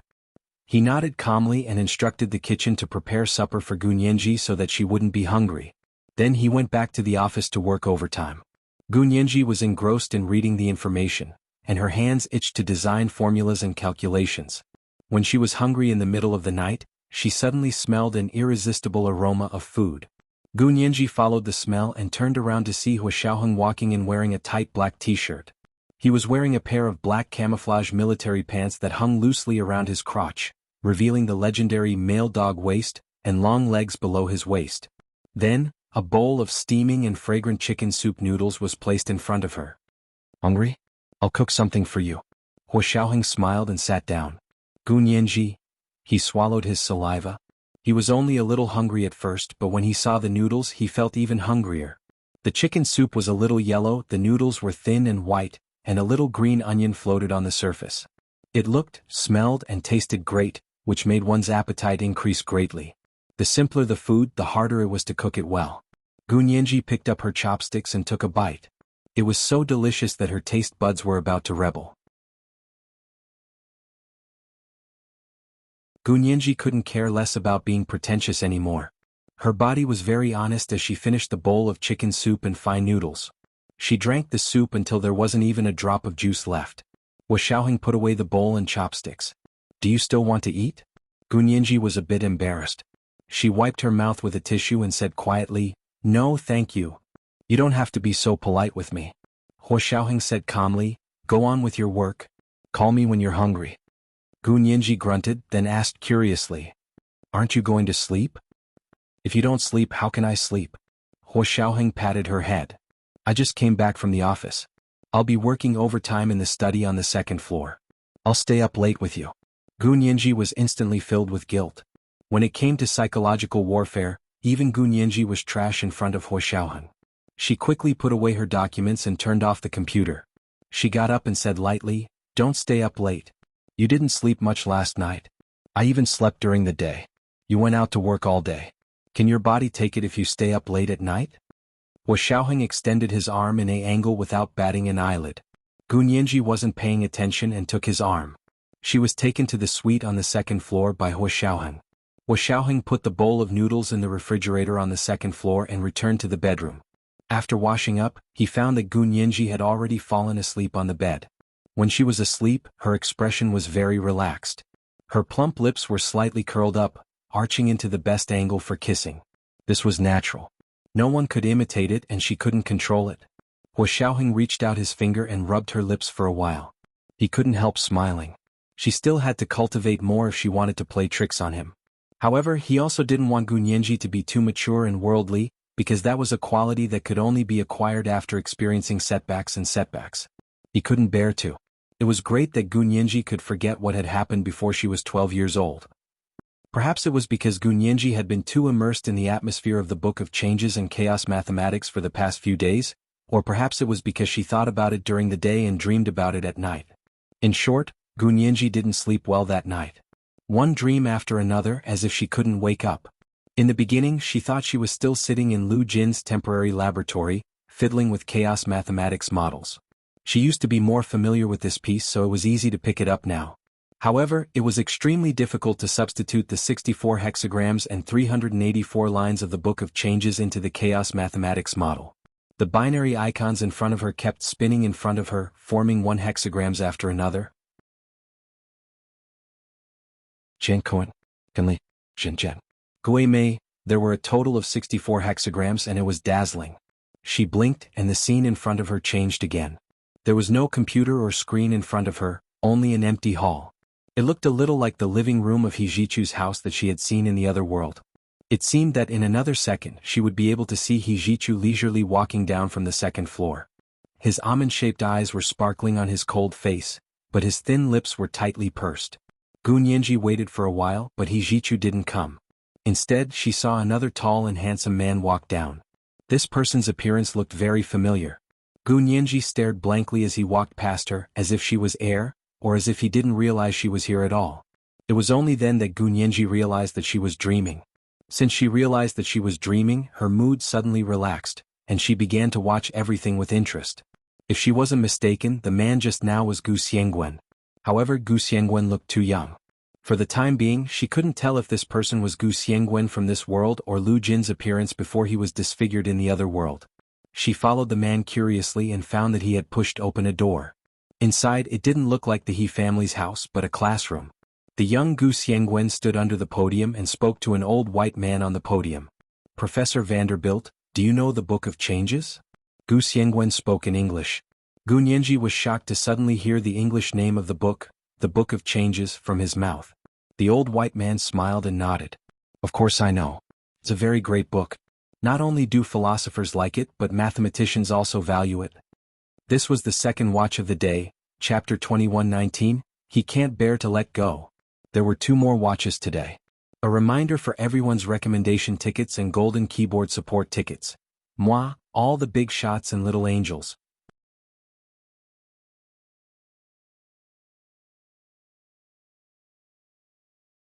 Chapter 21:33. I'm not interested in philosophy, but I'm interested in mathematics. Can you tell me how it's related to mathematics? When she was young, Gu Xiangwen's eyes lit up. It was the kind of expression she had when she was talking about something she was most interested in. Kevin, I wrote a popular science book about this. If you have time you can take a look. At this point in the dream, Gu Nianji suddenly woke up. She remembered. Lu Jin had found her a pile of information about the Book of Changes and Chaos Mathematics. One of the books was a popular science book written by Professor Vanderbilt. She rubbed the space between her eyebrows and thought to herself that the Gu Xiangwen in her dream wasn't her father, Lu Jin. Because the books were from this world, not the other world. When Lu Jin gave her the information, he had said that the books in this world were not bad, but she had never seen them in the other world. It seemed that she really dreamed about what she thought about in the day. Gu Nianji sighed and leaned her head against Hua Xiaoheng's shoulder. Hua Xiaoheng didn't open his eyes, but he had already subconsciously pulled Gu Nianji over. Then he woke up with a start. He patted her back and mumbled, "What's wrong? Did you have a nightmare?" Gu Nianji whispered, "No." She looked up at Hua Xiaoheng. "Did I wake you up?" Hua Xiaoheng looked down at her. "I'm fine. But I'm a light sleeper." Gu Nianji snuggled closer to his side and curled herself into a spoon. Only when they were intimately connected did she fall asleep again. For the next few days, Gu Nianji stayed at home to study the Book of Changes and Chaos Mathematics other than going to work at the Senate's Legal Counsel office. She had already memorized the 64 hexagrams of the Book of Changes, but she didn't have any clues. During dinner that day, Gu Nianji and Lu Jin talked about their experiences. She said, "Dad, how do you think the Book of Changes is connected to Chaos Mathematics?" Lu Jin understood that Gu Nianji had reached a bottleneck. After thinking for a while, Lu Jin said, "Let's go to my lab. Let's do a divination." Gu Nianji smiled. "Okay, let's go." The two of them arrived at Lu Jin's laboratory. Gu Nianji took out the small mahogany sticks that she had been playing with and said, "There are a total of 50 of them. They're made according to the appearance of grass." Lu Jin nodded. "Actually, there's no need to use the grass stick. In ancient times, people did use the balsam grass for divination, but I think that's because they couldn't find a better material." Gu Nianji, believe me. In ancient times, productivity was low, and the stalks of grass were straighter but softer than tree branches, so they grew everywhere. Therefore, for the people of that time, the easiest way to grow grass was to find materials from the place. Gu Nianji laughed. "Dad, if you say that, you'll be slapping the faces of those who think that using grass is the orthodox way." "Okay, so be it. When have I not slapped others in the face a few times a day?" Lu Jin waved his hand nonchalantly, as if he was shooing away flies and mosquitoes that didn't exist. His other hand was not idle either. He picked up a small mahogany stick and put it aside. Then he began to pick up the sticks. Gu Nianji watched intently from the side. It wasn't until Lu Jin repeated it 6 times and obtained the 6 lines that he had a complete hexagram, the Lu hexagram. Lu Jin muttered, "Going down to the sky, treading on the tiger's tail. This means that we're in the right direction." Treading on the tiger's tail means that if you walk behind the tiger, your journey will be smooth. Gu Nianji giggled. "Isn't that like using the tiger's power to intimidate others?" Lu Jin also laughed and winked at her. It can also be explained as, when the tiger is not at home, the monkey is the king. The two of them laughed for a while, then Gu Nianji said, "But what does this have to do with chaos mathematics?" Lu Jin thought for a moment and said, "Didn't you construct a formula? Why don't you use this hexagram as a parameter?" "Use the hexagram as a parameter?" Gu Nianji pondered it. "This is the 10th hexagram, and there are a total of 64 hexagram in the Book of Changes. Does it really matter?" She stood up. "I'm going back to my room to check the calculations.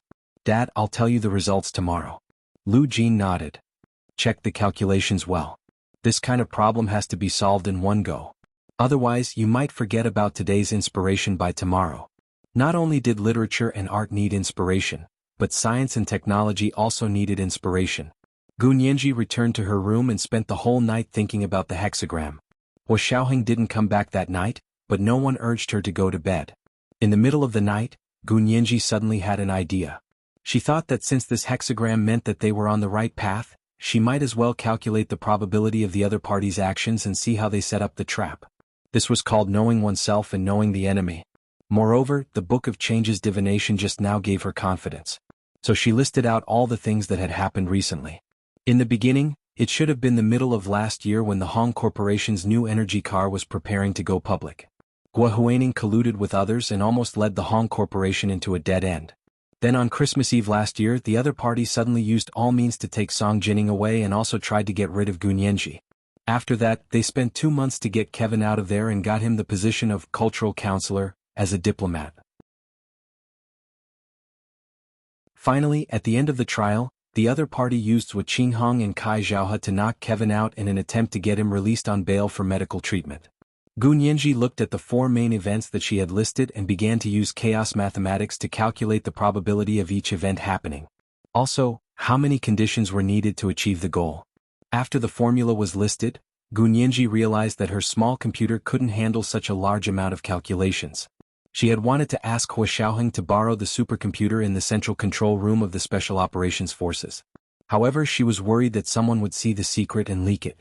After thinking about it, she went to Lu Jin and stammered, "Dad, how's the computing power of the computer here?" When Lu Jin heard this, he knew that Gu Nianji had already found the calculation method. He smiled and said, "I have a quantum computer here. Don't worry about the computing power." Gu Nianji, "You've already put the quantum computer into practice." Gu Nianji was pleasantly surprised. Miss Song and the others are still in the preliminary stage of theoretical testing. Lu Jin stretched out his index finger and made a shu gesture at her. He said softly, "This is a secret between us, father and daughter. You can't tell anyone else, not even Hua Xiaoheng." Gu Nianji quickly nodded. I know. This kind of thing was too advanced and Gu Nianji knew how powerful it was. Sitting in front of Lu Jin's computer, Lu Jin gave Gu Nianji a biological password and entered it into the computer. He then started a few programs and the quantum computer, which was disguised as a normal computer, started its program. Gu Nianji was amazed. "You've done a good job mixing fish eyes," Lu Jin chuckled. "Hurry up and do the calculations. Don't worry about my fish eyes." Therefore, even with the world's most powerful computer, it would take half a year to calculate. It only took Lu Jin 2 minutes. Gu Nianji looked at the probabilities and combinations of events that appeared on the screen and fell into deep thought. After a long time, she tapped her fingers on the keyboard and said thoughtfully, "Dad, I think the other party made preparations even earlier. They didn't start in the middle of last year, but at the end of the year before last. This was determined by the performance of the other party's computer." Lu Jin nodded. "Definitely. It's already good enough that their computer can calculate everything in half a year." The two of them praised Lu Jin's quantum computer for a while before turning off the program and resuming the functions of a normal computer. At that moment, Hua Xiaoheng and Zhao Liangzi were sitting in the central control room with their team, looking at the huge amount of search data on the internet. Zhao Liangzi frowned and said, "Zhu Qinghong's phone and home computer have been accessing an IP address for the past few days. But I can't find out where it is. It seems to be a dynamic IP address." Hua Xiaoheng said calmly, "His phone and computer have a relatively powerful anti-tracking program. I just cracked it." "Then did you find out where it is?" Zhao Liangzi asked excitedly. "This IP address should be abroad." Hua Xiaoheng nodded and pressed down on the keyboard. "I found it." After staring at it for a while, Hua Xiaoheng said thoughtfully, "It's actually the server address of an online game located abroad." This was the first update of the day, Chapter 2120, How Many Times You Don't Slap People in the Face. There were 2 updates today. At 9 o'clock in the evening the next day. A reminder for everyone's recommendation tickets and Chidian's golden keyboard support tickets. P.S. Thank you to Zebu602 Wu AI Tang, and My AI Blue for the 10,000 starter coins each. Moi everyone little angels, Genius 1 second remember site address. Mobile version, M.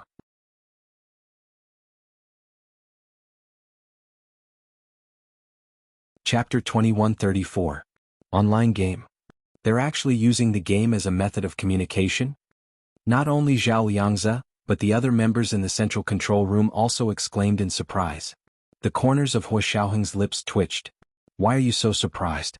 In the age of the internet, do we still need to sit back to back on a street bench and feed pigeons while exchanging information? The members of the Special Operations Forces were flushed with anger. Hua Xiaoheng looked at them calmly and waved his hand. It's been hard on all of you these past 2 days. You haven't been home yet. Go back early today and rest. We'll have a day off tomorrow. Only then did the atmosphere in the central control room calm down. After everyone else left, Zhao Liangzi sat down next to Hua Xiaoheng and whispered, "Hua Xiao, should we report this to the National Security Agency?" Zhuo Qinghong was a Chinese citizen. According to the rules, it's none of our business. Half and half. Don't inform the domestic security agencies for the time being. I will inform General Ji, Speaker Long, and Prime Minister Bai of this situation. Zhao Yangzi had absolute trust in Huo Xiaoheng. Seeing that Huo Xiaoheng was prepared, he quickly nodded. Of course we have to report these three, but the Senate? Huo Xiaoheng smiled. With Nianji around, do you still have to worry about those glib-tongued senators? Zhao Yangzi also smiled and rubbed his head. Oh yeah, I forgot about her. What do you need us to do? He knew very well that Huo Xiaoheng wasn't willing to directly report the situation to the other agencies in the country because he knew that someone inside had leaked the information. They already had a few people in their hands, but they were still worried that there were others who hadn't been exposed. Huo Xiaoheng turned on the computer and said calmly, "Prepare the barium meal." Zhao Yangzi's heart sank. Do we need to use barium meal? The barium meal experiment, on the special battlefront, was to release targeted false information to the target of suspicion. Then, after the target sent out the false information, the enemy's response would reveal the mole on their side. After assigning the tasks, Zhao Yangzi left the central control room. Huo Xiaoheng sat alone in the central control room for a while.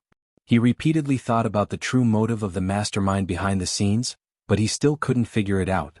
However, he was not in a hurry. The barium meal would be ready soon, and he would know who was fishing in troubled waters.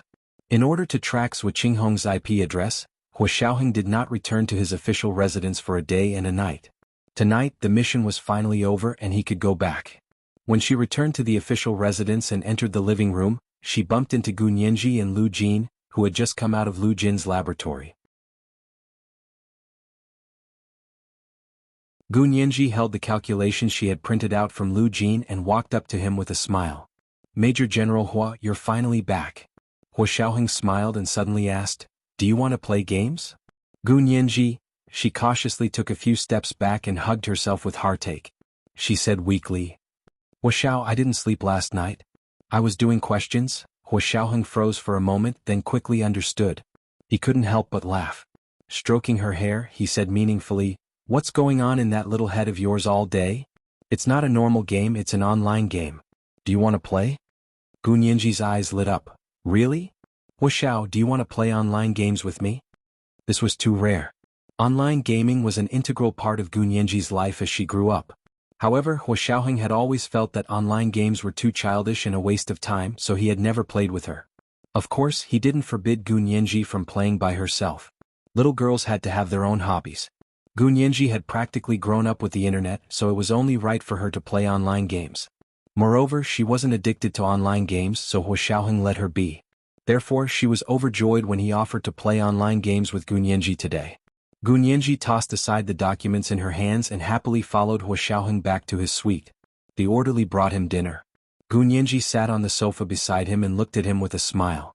She asked, "Major General Hua, why did you suddenly think of playing online games with me?" Huo Xiaoheng said casually, "You're so skilled and I'm still a newbie. When we enter the game later, I'll have to take care of you." Gu Nianji chuckled and said slyly, "Major General Hua is too modest. With your computer skills, even if you're a newbie, it'll only be a matter of time before you become a king." Huo Xiaoheng glanced at her and changed the topic. "How's it going on your side? I heard that you want to connect the Book of Changes with Chaos Mathematics? It won't be easy, right?" Gu Nianji thought about today's progress and sighed. She rested her chin on her hand and said weakly, "Yes, I didn't sleep all night before I figured out the other party's probability." As she spoke, she placed the data she had calculated in Lu Jin's laboratory in front of Huo Xiaoheng and said, "Look, I only calculated where the other party needs to start if they want to set up this trap. But I still don't have a clue what they're going to do next. The divination I came up with is the journey hexagram. To be precise, it's to follow the other party's steps, but I'm not satisfied. If we can only follow behind the other party, then we'll always be one step behind, and it'll be impossible for us to catch the other party." Huo Xiaoheng was mentally prepared for the difficulty of this matter. He comforted Gu Nianji and said, "You're already very good. The other party has been preparing for more than a year? It only took you a day to figure out their train of thought." However, he also pondered over the past year and said, "Can you find out exactly when they started?" Gu Nianji was puzzled. "Why do we have to find out when they started? That's all preparatory work, and it has little to do with their actions." Hua Xiaoheng tapped his finger on the word more than a year, and said lightly, more than a year, how long exactly is it? You were taken away by the people over there more than a year ago. Gu Nianji's heart skipped a beat, and even the corners of her eyes twitched. Hua Xiao means that they have something to do with me being taken away? Not necessarily. Hua Xiaoheng continued to analyze, and not long after you were taken away I followed them, which was also more than a year ago. And judging from the time, it should be closer to the time I left. Gu Nianji immediately reacted. That means that someone might have been watching you and knowing that you weren't in the country, that's why they started carrying out their plan. Hua Xiaoheng put down his bowl and chopsticks and took a sip of water. As he thought about it he said, that's possible. That means that their target is still Miss Song. Taking advantage of Hua Xiaoheng's absence from the country, they could carry out their plan. That's interesting. Gu Nianji smiled. Why are they so interested in Miss Song? Miss Song's research only began after she was cured 2 years ago. Could it be that they are interested in the magnetic resonance instrument? A thought flashed through Gu Nianji's mind. Hua Xiaoheng leaned back on the sofa and crossed his arms. He frowned slightly and said, that's unlikely. If their target was the magnetic resonance instrument, they wouldn't kidnap Miss Song. Because based on their level, they wouldn't be unaware that the magnetic resonance instrument isn't something that can be made by kidnapping a scientist. Gu Nianji understood. That's true. Kidnapping Miss Song would alert the enemy, and they would be further away from the magnetic resonance instrument. So their ultimate target is Miss Song? Gu Nianji still felt a little strange. Hua Xiaoheng stood up and reached out to Gu Nianji. He smiled faintly and said, are you sleepy? Why don't you sleep first and then play online games together tomorrow? This is the second watch of the day, Chapter 2121, Preparing a Barium Meal. There are 2 watches today. A reminder for everyone's recommendation tickets and Chidian's golden keyboard support tickets. Moi, everyone little angels.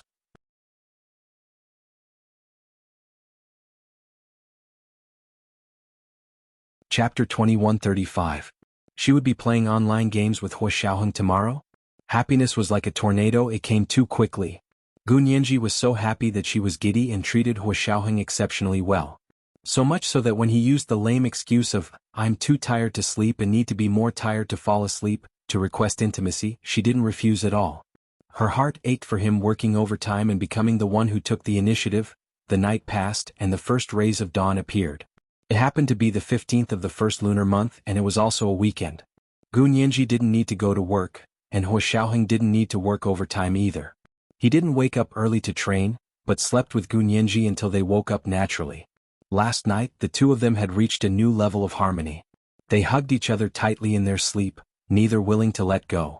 When Hua Xiaoheng woke up in the morning, his first instinctive action was to see if Gu Nianji was still there. He was so good last night that he was afraid it was just a dream he had countless times during the days when Gu Nianji was missing. Looking down, he saw that she was still sleeping soundly in his arms, a few strands of her hair hanging on her fair and flushed cheeks. His tense mood suddenly relaxed. He leaned over and kissed her forehead. Then he moved down, gently pecking her curvy lips. Gu Nianji was tickled by his kiss and she giggled in her sleep. Her laughter was soft and charming, like a kitten who had just woken up in the morning. It was sweet and made people want to hold her in their palms and dote on her. Hua Xiaoheng smiled slightly. He never thought he was a man who had patience with kittens and puppies, but he didn't expect the girl he liked to be even more difficult to please than a kitten. She was a little devil. His gaze became more and more intense, almost tangible. Gu Nianji was finally woken up by him and was angry. Why are you looking at me? Aren't you sleeping? She glared at him as she spoke. Her big watery eyes were actually not very intimidating. Hua Xiaoheng laughed and patted her puffed-up cheeks. Get up. Don't you want to play online games anymore? Gu Nianji's eyes instantly narrowed, and her face was full of flattery. Of course I do. I dreamed about it yesterday. Then get up. What do you want for breakfast? Hua Xiaoheng sat up first. The blanket slid down, revealing his tanned, healthy, and strong chest. Gu Nianji blushed and whispered under the blanket. I want to eat you. What did you say? Hua Xiaoheng had just put on the black military t-shirt when he heard Gu Nianji teasing him. He turned to look at her in disbelief. Gu Nianji quickly covered herself with the blanket and shouted, I didn't say anything. Hua Xiaoheng was exasperated and amused at the same time. He looked at this little ostrich who didn't learn her lesson and dared to flirt but didn't dare to move. He slapped her butt through the blanket and said, "I'll make you crab dumplings and bird's nest with rose milk in the morning. I'll let you eat it tonight." Meh. Gu Nianji's entire body shook from his slap, but she could only force herself to pretend that she hadn't heard him.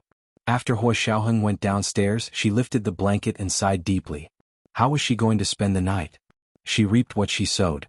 However, when she thought about how she could play games with Hua Xiaoheng today, she felt that it was worth it no matter what price she had to pay. At the breakfast table, Gu Nianji said to Lu Jin, "Dad, you haven't seen President Lu for a few days. Today is the Lantern Festival on the 15th day of the first lunar month. Do you want to visit President Lu and Miss Song?" Lu Jin happened to have something to look for Lu Yuan and Song Jining, so he quickly said, "I was just about to go look for them. Nianji, will you come with me?" Gu Nianji smiled and shook her head. "I'm going shopping with Major General Hua today. I'll go to President Lu's house for dinner tonight. Can you help us order first?" She didn't want Lu Jin to know what she and Hua Xiaoheng were going to do. Because her father's computer skills were too strong, she was afraid that if he got involved, he would cause a big commotion and alert the enemy. The other party was too cautious, so they had to be on guard. Lu Jin didn't suspect anything at all. He smiled and nodded. "Okay.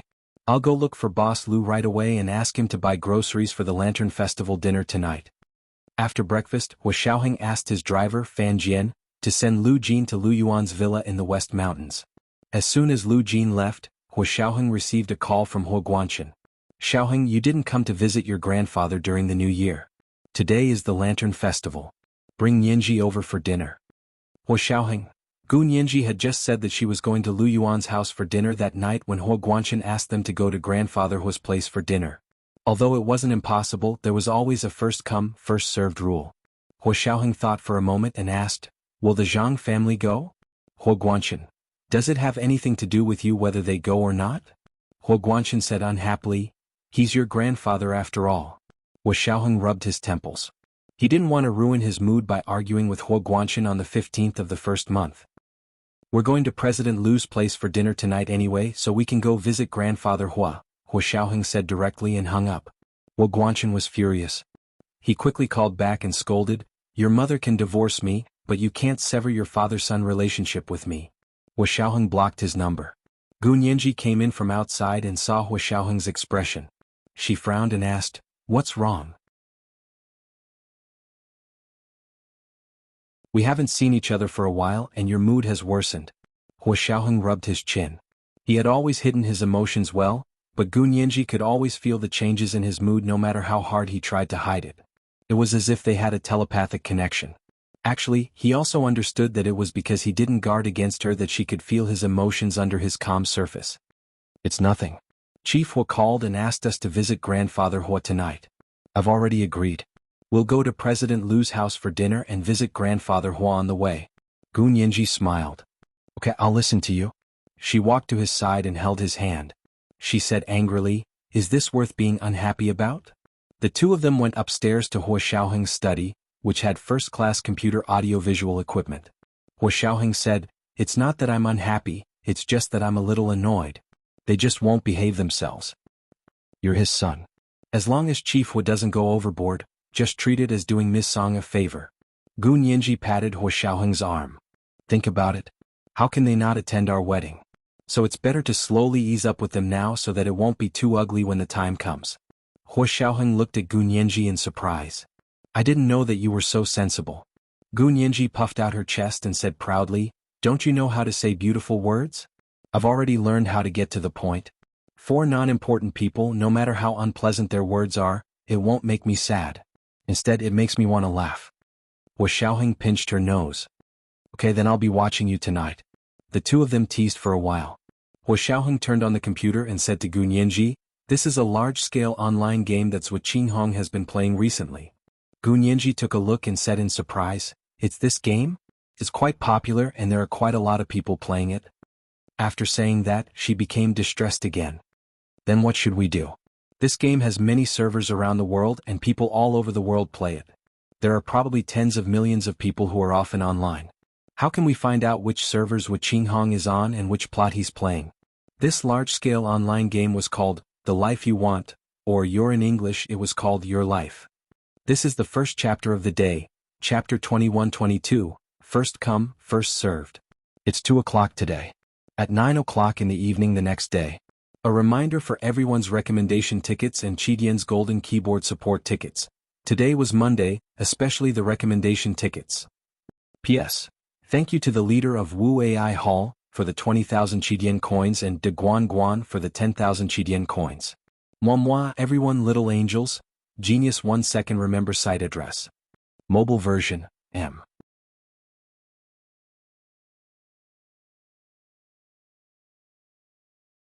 Chapter 2136. Xiaoheng smiled and said, "You know this game? Have you played it before? Do you have an ID?" He then said, "It's best to have a ready-made account ID. A new account ID will most likely alert the enemy." Gunyanji suddenly became bashful and averted her eyes. She didn't dare to meet Xiaoheng's eyes. Xiaoheng knew she must have a ready-made account ID when he saw her like this, and more than one. Xiaoheng held Gunyanji's hand and kissed it. He said calmly, "Give me the male account. You play the female account." Gunyanji was completely convinced. She pouted and said, "How did you know I have both male and female accounts?" Xiaoheng smiled but didn't say anything. He just looked at her quietly. Gunyanji pursed her lips and lowered her head to secretly smile. She held Xiaoheng's hand and wrote her account ID and password on his palm. Xiaoheng was also amazing. He remembered such a complicated account ID and password just by feeling it on his palm. He put on the VR helmet and entered the game with Gunyanji. Gunyanji quickly received a message, "Your friend Yiheng is online." Xiaoheng was stunned when he saw the account ID. Then he also received a message, "Your friend Zhiheng is online." Zhiheng. Xiaoheng couldn't help laughing. Gunyanji was originally quite proud of her 2 account IDs, but she could entertain herself when playing alone. Now that the real owner saw it, it was really shameful. What was she thinking at the time? She was too Chinibu? But who wouldn't be Chinibu at the age of 16 or 17? It wasn't like she was reborn. Gunyanji complained in her heart and tried to pretend as if nothing had happened. She went online with Xiaoheng. Gunyanji was already familiar with the game. She introduced it to Xiaoheng through the headset. This game is actually very fun. There are more settings and you can choose the plot and levels you want according to your needs. First of all, you can choose the timeline. For example, if you want an ancient or modern setting, if you want to live in the future or interstellar, or if you want to choose the apocalypse, horror, or other abnormal era, it's all fine. Xiaoheng asked, "Which scenes have you played?" Gunyanji said, "Look at your backpack. Each backpack represents a scene I've played. It's filled with settings and props." Xiaoheng looked at the bottom left corner of his vision. There were 3 backpacks with the words "Hero saves the damsel in distress," "I need a kiss to get better," and "Give me babies" written on them. Only then did Gunyanji remember the scene she had played with that account. Her face burned and she almost threw the helmet away. Xiaoheng saved her from the awkwardness in time. He smiled and said, "These settings are so good. I like them. We should play like this in our lives in the future." Gunyanji, she took a deep breath and said, "Let's think about how to find people." Xiaoheng replied, "I'll get used to it first since I haven't played it before. Besides, you haven't been on these accounts for more than a year. You can't cause trouble the moment you come up." As he spoke, he began setting up the plot and sent Gunyanji a team invite. As long as Gunyanji accepted, the 2 of them could play together. In the past, Gunyanji played 2 roles. She played the male and female characters together, and she was her own hero and guardian angel. At that time, she had never thought that Xiaoheng would play such a childish game with her. Now that her wish had come true, she still couldn't believe it and hesitated for a long time before accepting the invitation. Xiaoheng's voice came from the headset. "Why don't you accept?" Gunyanji came back to her senses and clicked, "Accept," with a smile. The 2 of them soon stood in a dark place. They couldn't see the sky or the ground. It was as if they were in the wilderness of time. Even if there were thousands of years, there were 8 wastelands. The world was long and time passed. Xiaoheng asked her softly, "What do you want to play?" "I'll play with you." Gunyanji's heart raced from his deep, magnetic voice. After a long time she said, "You're here to experience it. You choose." "I'll play with you." Xiaoheng grunted. "Then I'll choose." He looked at the settings and had an idea.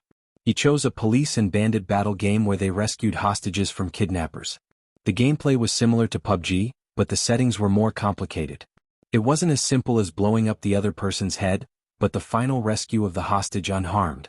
To satisfy Gunyanji, and to make the game less hardcore, Hua Xiaoheng also added a subplot where he quarreled with his girlfriend, and then his girlfriend was in danger. In the end they reconciled. Of course to Gu Nianji this was the main plot. Gu Nianji hurriedly browsed through the settings and suddenly said, "I forgot to remind you that the settings of every game setting can overlap with other players.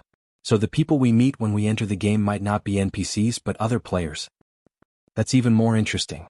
Hua Xiaoheng smiled as he picked up the AK-47 in the game. "It'd be best if it's a real person." He clicked enter. Soon Gu Nianji's vision went black, and when she reappeared she found herself in the midst of green mountains and clear waters. The lake water in front of her was so clear it was a light green color. It was the bright green flower on the imperial concubine's jade bracelet that surrounded the mountains like a jade belt. A thin mist floated in the autumn morning.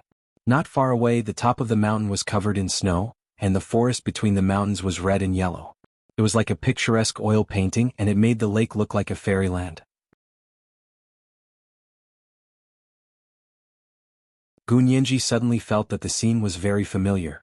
It was like a picture she had seen online before. She walked a few circles in the same spot and realized that the people around her were gradually increasing. It was like an ink painting, one by one, vividly appearing from nowhere.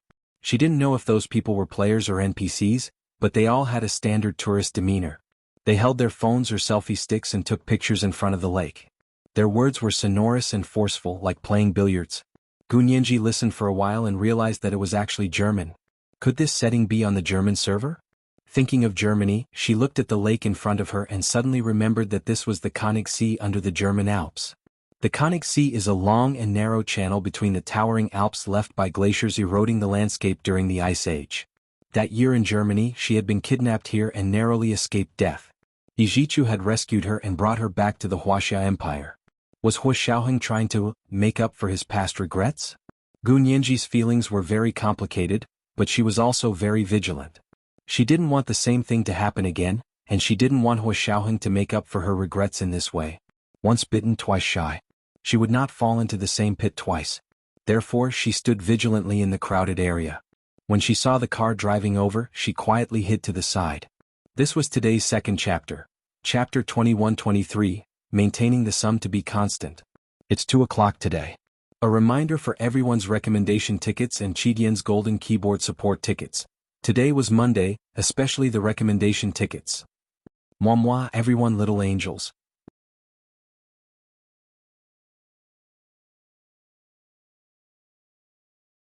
Chapter 21-37. A few people jumped out of the car and began searching the crowd. Gu Nianji picked up her phone and secretly called the police to tell them that she had just discovered someone attempting to kidnap a girl. Then when the police siren rang from nearby, Hua Xiaoheng failed to clear the game. Because his partner had discovered the kidnappers in advance, he couldn't continue the rest of the plot. For his partner, it was a narrow escape, but for his planned life, it was a complete failure. Soon his and Gu Nianji's vision turned gray. The Konig Sea, which had been green a moment ago, paled before their eyes. After another second, the words, "Game over," appeared before their eyes. Game over. The game was over. Taking off the VR helmet on his head, Hua Xiaoheng looked at Gu Nianji with confusion. "Is this how you play online games?" Gu Nianji shook her head with a smile. "This online game is the most special. That's why so many people play it tirelessly. In a sense, it pursues the optimal process to achieve the desired result. If your process isn't optimal, or if the process shows that you can't achieve the desired result, then the game will be considered a failure. Therefore, no matter how you worked, the process would be different every time. For those who had worked their hearts out, this was the most attractive thing. The most annoying thing about games was repetitive and meaningless work." Hua Xiaoheng hugged the VR helmet and said thoughtfully, "So when I set you to be kidnapped, you called the police in advance and the kidnappers were caught, so it was impossible for me to save you from the kidnappers. So I failed." "Yes, that's it." Gu Nianji smiled as she stood on her tiptoes and patted Hua Xiaoheng's head. "You're worth teaching." Hua Xiaoheng looked at her. "Do you want to try again?" Gu Nianji frowned and said, "I don't want it." "What? Don't you want me to save you?" Hua Xiaoheng had been brooding over this. Gu Nianji put on the VR helmet and said dryly, "What's the point of repeating something that's already happened? Also, the fun thing about this game is that the process is unknown. As for the kidnapping in Germany, the process is already known to me, so it's not interesting at all." Hua Xiaoheng pursed his lips and understood what she meant. After a moment of silence he said, I'm sorry. I didn't think it through. He only wanted to make up for his regrets, but he didn't expect that Gu Nianji would have to pay a price to make up for his regrets. Even if it was only in the game, she felt the same psychological pressure when she was immersed in a VR headset. Hua Xiaoheng no longer took the lead in the game. He handed the reins over to Gu Nianji and said, "How do you plan to play?" Gu Nianji tilted her head and thought about it, then said, "Why don't we go watch the battle first?" Watch the battle? Yes. Gu Nianji put on the VR helmet and tapped a few times in the air. She chose the spectate option on the control panel in front of her and said, "If we want to spectate, we can go to other people's scenes and see what they're playing. But since we're just spectators, they won't notice us." Hua Xiaoheng's heart skipped a beat. Then can we watch Zhu Qinghong? They had already found Zhu Qinghong's account ID. Let me see. Gu Nianji clicked on the control panel a few more times and said regretfully, "No, Zhu Qinghong's game interface is private, which means it's not open to the public. It's only open to people in the same scene as him. If we don't choose the same game settings as him, we won't be able to watch his game." Hua Xiaoheng was also very regretful. He tossed his VR helmet around with both hands and said, "Then what should we do? What should we play?" Gu Nianji was also considering this question. If she hadn't been sure that this game was related to the mastermind behind the scenes, Gu Nianji would have definitely chosen to hack the other party's server to see what Zhu Qinghong was doing and who he was contacting. But now that she had confirmed that this large-scale online game might be the channel through which the mastermind behind the scenes contacted Zhu Qinghong, she didn't dare to casually hack the other party's server. Because the strength displayed by the mastermind behind the scenes made her wary. It wasn't something those weak programmers in social software could compare to. Therefore she couldn't just hack it. If the other party's skill level happened to be higher than hers, then hacking the other party's server would not only alert the enemy, but it was also possible that the other party would catch on to their weakness and throw a Trojan horse at them. They would be completely exposed. In short, she wouldn't rashly take the initiative to attack before she figured out the other party's background. But now that she knew that Zhu Qinghong was using this online game to do something and contact the mastermind behind the scenes, Gu Nianji had an intuition that she wouldn't be able to sleep if she didn't figure this out. Hua Xiaoheng's understanding of the game was far less profound and skilled than Gu Nianji's, so he didn't make any more suggestions. "We'll play whatever you say." Hua Xiaoheng put on the VR helmet and smiled. "I'm waiting to ride on the goddess's coattails and win." Gu Nianji didn't expect Hua Xiaoheng to say such a thing. She froze for a moment before gently kicking him and said angrily, "Hua Xiao, pay attention to your image." Hua Xiaoheng waved at her. "Think about how to set up the scene to find Zhu Qinghong. Because this game was an online game and not a standalone game, it was inevitable that players would cross paths. However, they would only meet when the scenes set by the players happened to overlap. Just like in real life, everyone was the main character in their own life and the supporting character in others' lives. The main character and supporting character were constantly changing, pushing the game forward. In this sense, this game was really very social. Gu Nianji thought about it seriously. She put on the VR helmet and quickly entered her control panel. Looking at the options on the virtual panel in front of her that represented life scenes, she fell into deep thought. Where should she start? There were too many settings in this game and the scenes were vast. How many times would she have to try to find the same scene as Zhu Qinghong? And Zhu Qinghong also happened to be in it? Gu Nianji didn't need a quantum computer to know that the number would be astronomical.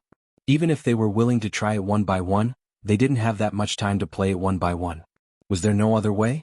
Gu Nianji thought about it as she spoke to Hua Xiaoheng through her headset. "Hua Xiao, you just said that Zhu Qinghong has been playing this online game?" Hua Xiaoheng nodded. "Yes, he's been playing it for a few days. He's very dedicated and spends almost all his spare time on this game. Do you know that he's communicating with the foreign server of this online game? It can't be considered communication. It should be that he's been logging into that server to play the game. Don't you think we can just log in?" Gu Nianji said, "We're already on that server. But I'm thinking if he's only using this game to contact others, why would he spend so much time? Isn't a normal communication only going to take the time to send an email?" Hua Xiaoheng also thought of this problem and said in surprise, "You're right. If it's just a one-way communication, there's no need to spend so much time."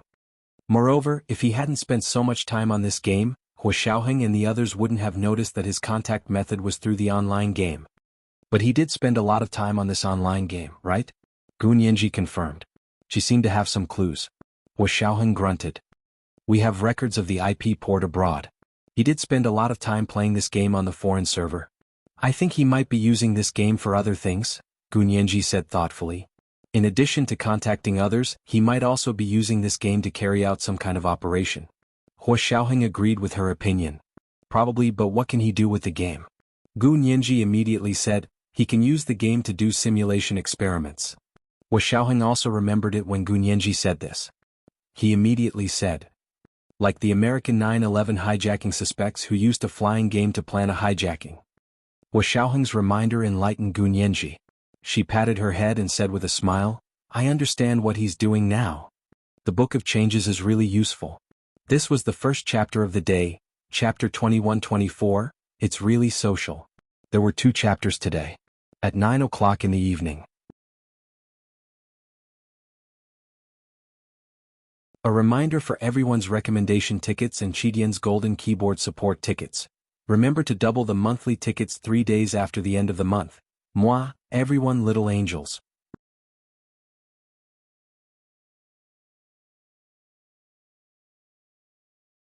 Chapter 21-38. The Book of Changes Divination? Hua Xiaoheng's deep voice came from the headset with a penetrating magnetism. Do you know how to connect the Book of Changes with chaos mathematics? Gunyanji laughed. I can't say that I've figured it out completely, but I've already made a start. As she spoke, she told him about the Lu hexagram that she had set up with Lu Jin and said, Lu hexagram means to follow behind the other person.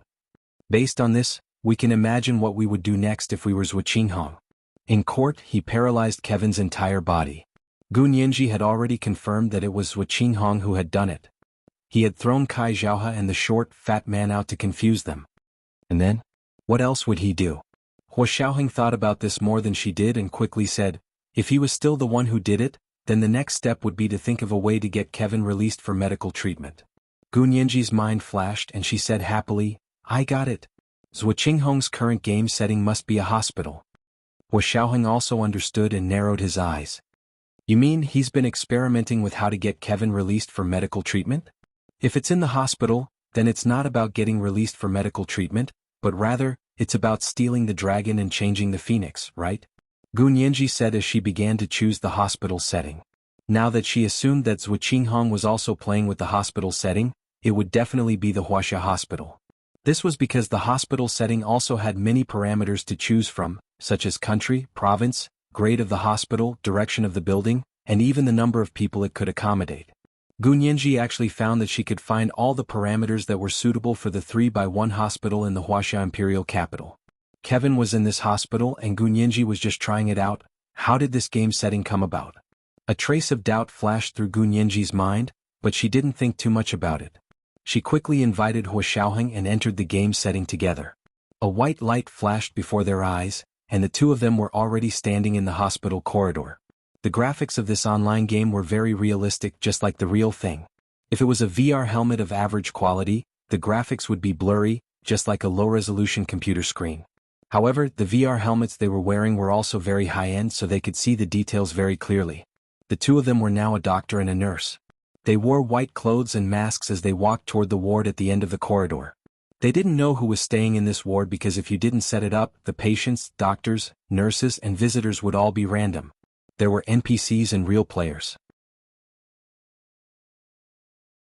NPCs wouldn't have names above their heads, but real players would have temporary game nicknames above their heads. This temporary game name could be changed at will, and it was also for the convenience of the players to maintain a certain degree of privacy. However, he didn't have to change it. It was possible to use a nickname to play in all kinds of settings. This kind of person would be on the game leaderboards, have priority everywhere, and have shiny nicknames. Of course, Gunyanji and Hua Xiaoheng didn't care about the rankings. They needed privacy so they changed their NPC names. One was called Xiao Ming and the other was called Xiao Hong. Because they had already entered the game, Gunyanji was very careful not to use their real names and identities when she spoke to Hua Xiaoheng. They were in an online game and if they used the chat channel in the game, whether it was voice or text, there was a high chance that it would be monitored. The 2 of them didn't want to take risks, so they had to constantly remind themselves to treat themselves as players in the game. Hua Xiaoheng naturally adapted to this kind of setting. It was similar to their previous training. He was even considering opening up the same virtual reality game in their system to train their new members. Gunyanji was also a veteran player, so she was like a fish in water in the game. She carried a medical tray and followed Hua Xiaoheng. She smiled and said, "Dr. Xiaoming, where are you going for your ward round?"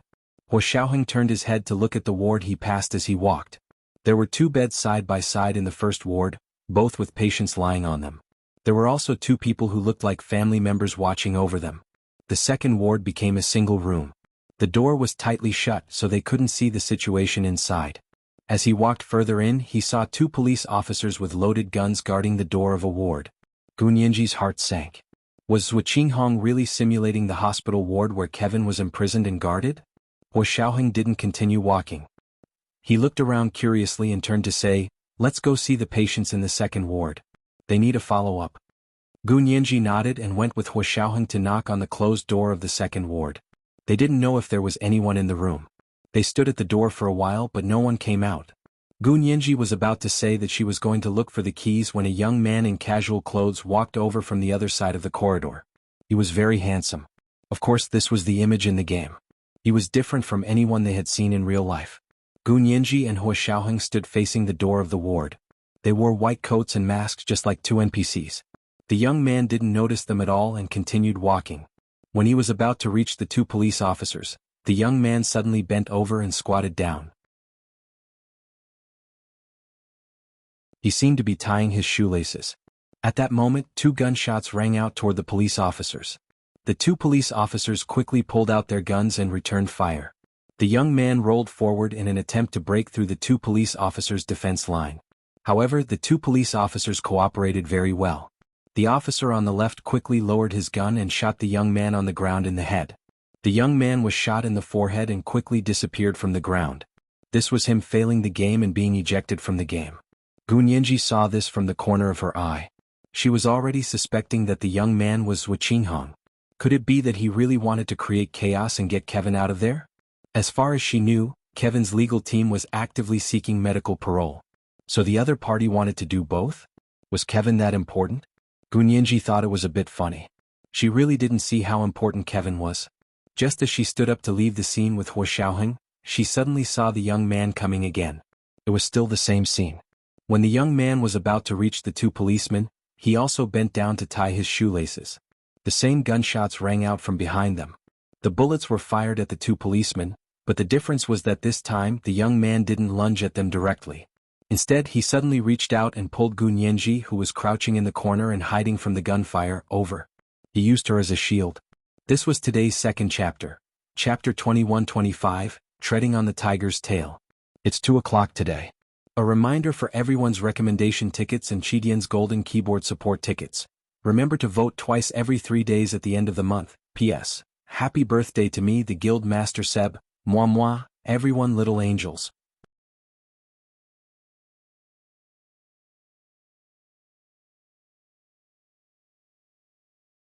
Chapter 21-39. In an online game, especially in a PvP situation, this sort of situation was very common. Moreover, only players could kill each other to determine the outcome of the game. Although Gunyanji was young, she was also a veteran player who had played online games from the age of 12 to the age of 20. Before Hua Xiaoheng could make a move, she had already stabbed the scalpel into the chest of the young man who was using her as a shield behind her. Then she reached out with her left hand and grabbed the man's chest. With a shoulder throw, she pulled the young man in front of her and used him as a shield. Almost instantly, the police gunshots rang out and all hit the young man's head. Soon, the young man's body turned gray, and then there was a puff of green smoke. He disappeared. This was a failure to clear the game and was kicked out by the system. Gunyanji clapped her hands and got up from the ground. She picked up her scalpel and looked at it. She pouted and said, "The scene here isn't realistic. My scalpel didn't even see blood." Hua Xiaoheng quickly pulled her up and turned around with his back facing the 2 police officers in front of the ward. He said in a low voice, "Aren't you afraid that the police over there will shoot immediately?" Gunyanji shook her head with a smile. "Those are 2 NPCs. They were set by that person just now. They will only attack him and not us players." Unless she also set 2 police officers as her opponents, the 2 NPC police officers would continue to chase after her. Hua Xiaoheng understood and found it very novel. He turned around and carefully looked at the 2 NPC police officers. "Let's go back and analyze it." Gunyanji refused. Her eyes darted around as she said, Let's wait a little longer and see if that young man still comes. At this moment, Zhuo Qinghong was panting in his dormitory. He had been stabbed in the chest and shot a few more times in the head. He was dizzy from the beating. Although there were no actual injuries, the unexplainable palpitation was not fake. The last few times he played, there were other players present. He had deliberately set it to be open to all players who used the hospital as the setting. That way the game would be more realistic. Because the situation in reality was more complicated and changeable, he had to consider all kinds of situations to be able to deal with it. This way the data would be more realistic when playing. In the end, the genius would calculate further and give him the best plan. This optimal plan was tested with data, and it was very accurate. Thinking of that genius, Zhuo Qinghong's eyes lit up. He only admired the most powerful people, and there was no one more powerful than that person. Even the director of the Institute of High-Energy Physics, Song Jining, who had been called a genius girl for so many years, could not compare to that person's finger. But this time, the two players present, especially the girl named Little Red, were too powerful. That skill and that reaction time, it was obvious that he was a veteran player. His hand speed was not just for show. However, in Zhuo Qinghong's eyes, this kind of person was a simple-minded, powerless person who only knew how to be a hero in the game. He didn't take them seriously and only treated them as increasing the difficulty of clearing the game. Zhuo Qinghong angrily panted for a while. He felt hungry, so he picked up his phone and called for takeout. After eating, he went to sleep. He needed to conserve his energy and play the game tomorrow. Gu Nianji and Hua Xiaoheng waited in the game for a long time, but the person didn't come online. Seeing that an hour had passed, Hua Xiaoheng said helplessly, "You're too good. I think you scared him away." Gu Nianji shrugged. "He's obviously too weak. How can he blame me for being too good? How dare he play such a realistic battle without any skills? He should have played solo for a few years before competing with me in hand speed. Besides, he wanted to use me as a shield. Isn't he asking for it?" Hua Xiaoheng looked at her with a smile and didn't say anything else. He directly logged out of the game. Taking off the VR helmet on his head and turning off the switch, Hua Xiaoheng said to Gu Nianji, "Will he alert the enemy?" Gu Nianji also took off the VR helmet and said uncertainly, "I don't think so. If he can't take this little setback, how can he carry out the next mission? He still wants to steal the dragon and switch the phoenix. Let's see if I can catch them all in one fell swoop." Hua Xiaoheng thought about it and put the VR helmet back on the shelf. He said in a low voice, "We know what Zhuo Qinghong is going to do next, but that's not enough. We can't always follow behind him. We'll always be one step behind." Gu Nianji quickly nodded. "I think so too. We know what he's doing, but it's not enough. We have to take the initiative to attack at the same time." Hua Xiaoheng already had a plan. He looked at Gu Nianji and reached out to touch her face. He smiled and changed the topic to praise her. "You're so good at playing games. Our son can worship you as his master in the future." Gu Nianji was about to praise herself when she suddenly came back to her senses. She directly pounded Hua Xiaoheng's chest with her little fists and said coquettishly, "What son? Who's going to give you a son? We're not married yet. So we have to hurry up and prepare." Hua Xiaoheng held her messy hands and didn't allow her to escape. Gu Nianji didn't intend to agree to Hua Xiaoheng so easily. Besides, she still had to observe mourning for her mother. It was only 6 months, not even a year. Hua Xiaoheng had a headache. He knew that Gu Nianji had a knot in her heart. If he waited for her to untie it herself, he didn't know how long it would take. After that year of separation, Hua Xiaoheng just wanted to announce to the world that Gu Nianji was his wife, and no one could covet her. He now had the ability, status, and power to protect her. However, Gu Nianji was as stubborn as Lu Jin. If she could be persuaded so easily, she wouldn't be Gu Nianji. "You said you wanted to observe mourning for your mother for a year. It's been 6 months since you found out that Qin Suwen is your biological mother." Hua Xiaoheng stood up and kissed her forehead. "There's still 6 months. It's just the right time to prepare. It's not too much of a rush, but it's not too much either." "There's still 6 months. Why are you in such a hurry?" Gu Nianji shook her head. Hua Xiaoheng pulled her to the sofa and began to reason with her. In ancient times, when people held weddings, big families almost had to prepare for more than a year. Although it's not that complicated now with our current positions and the status of the guests we want to invite, we have to prepare for several months in advance. For example, Russian President Putin, who once said that he would come to our wedding to witness our marriage, has to be notified 6 months in advance. Otherwise, if he can't arrange his schedule, Wouldn't that be a slap in the face in front of the world? This was today's first update, Chapter 21-26, He only admires the most awesome people. There were 2 updates today. At 9 o'clock in the evening. A reminder for everyone's recommendation tickets and Chidian's golden keyboard support tickets. Remember to vote in double 3 days at the end of the month. P.S. Thank you to Love Hall and Zeb602 for the 10,000 Chidian coins each yesterday. Moi all the big shots and little angels.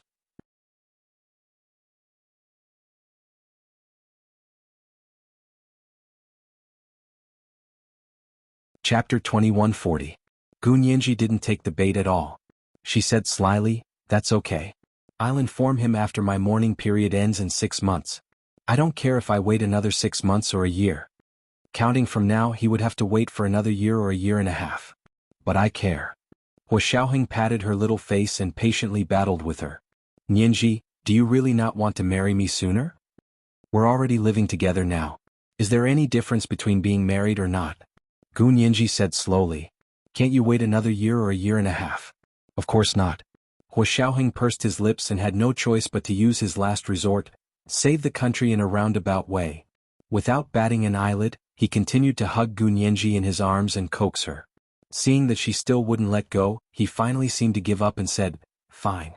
Actually, I was planning to kill 2 birds with 1 stone and use our marriage to spread the news and attract the attention of all parties." Gu Nianji blinked. "What do you mean? Whose attention?" Hua Xiaoheng smiled faintly. He was no longer in a hurry to get married. He said calmly, "It's nothing.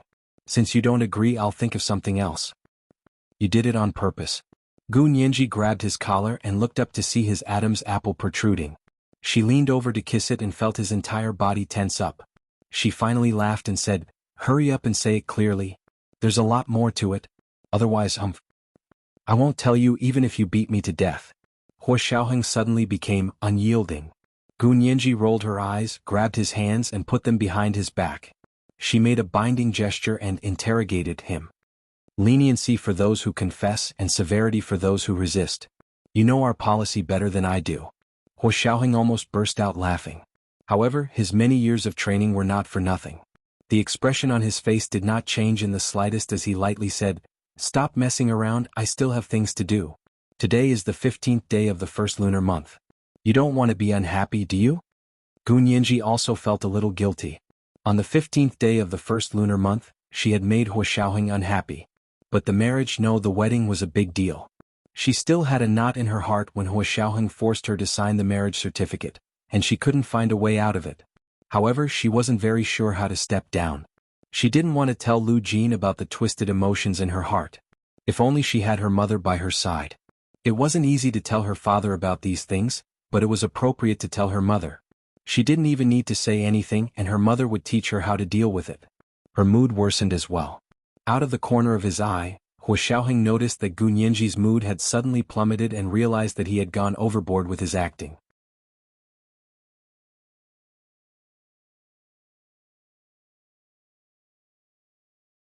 He immediately wrapped his arms around her neck and pecked her on the lips. Changing the subject, he said, "If you don't want to, I won't force you. I still have some time today. I'm going to the place where Gua Huaining is being held to see how she's doing. Do you want to come with me?" Gu Nianji came back to her senses and thought to herself that she had been too pretentious. She was the one who didn't want to set a wedding date first, and now she was feeling sorry for herself. How useless. She only pretended to be pretentious for a while before letting it go.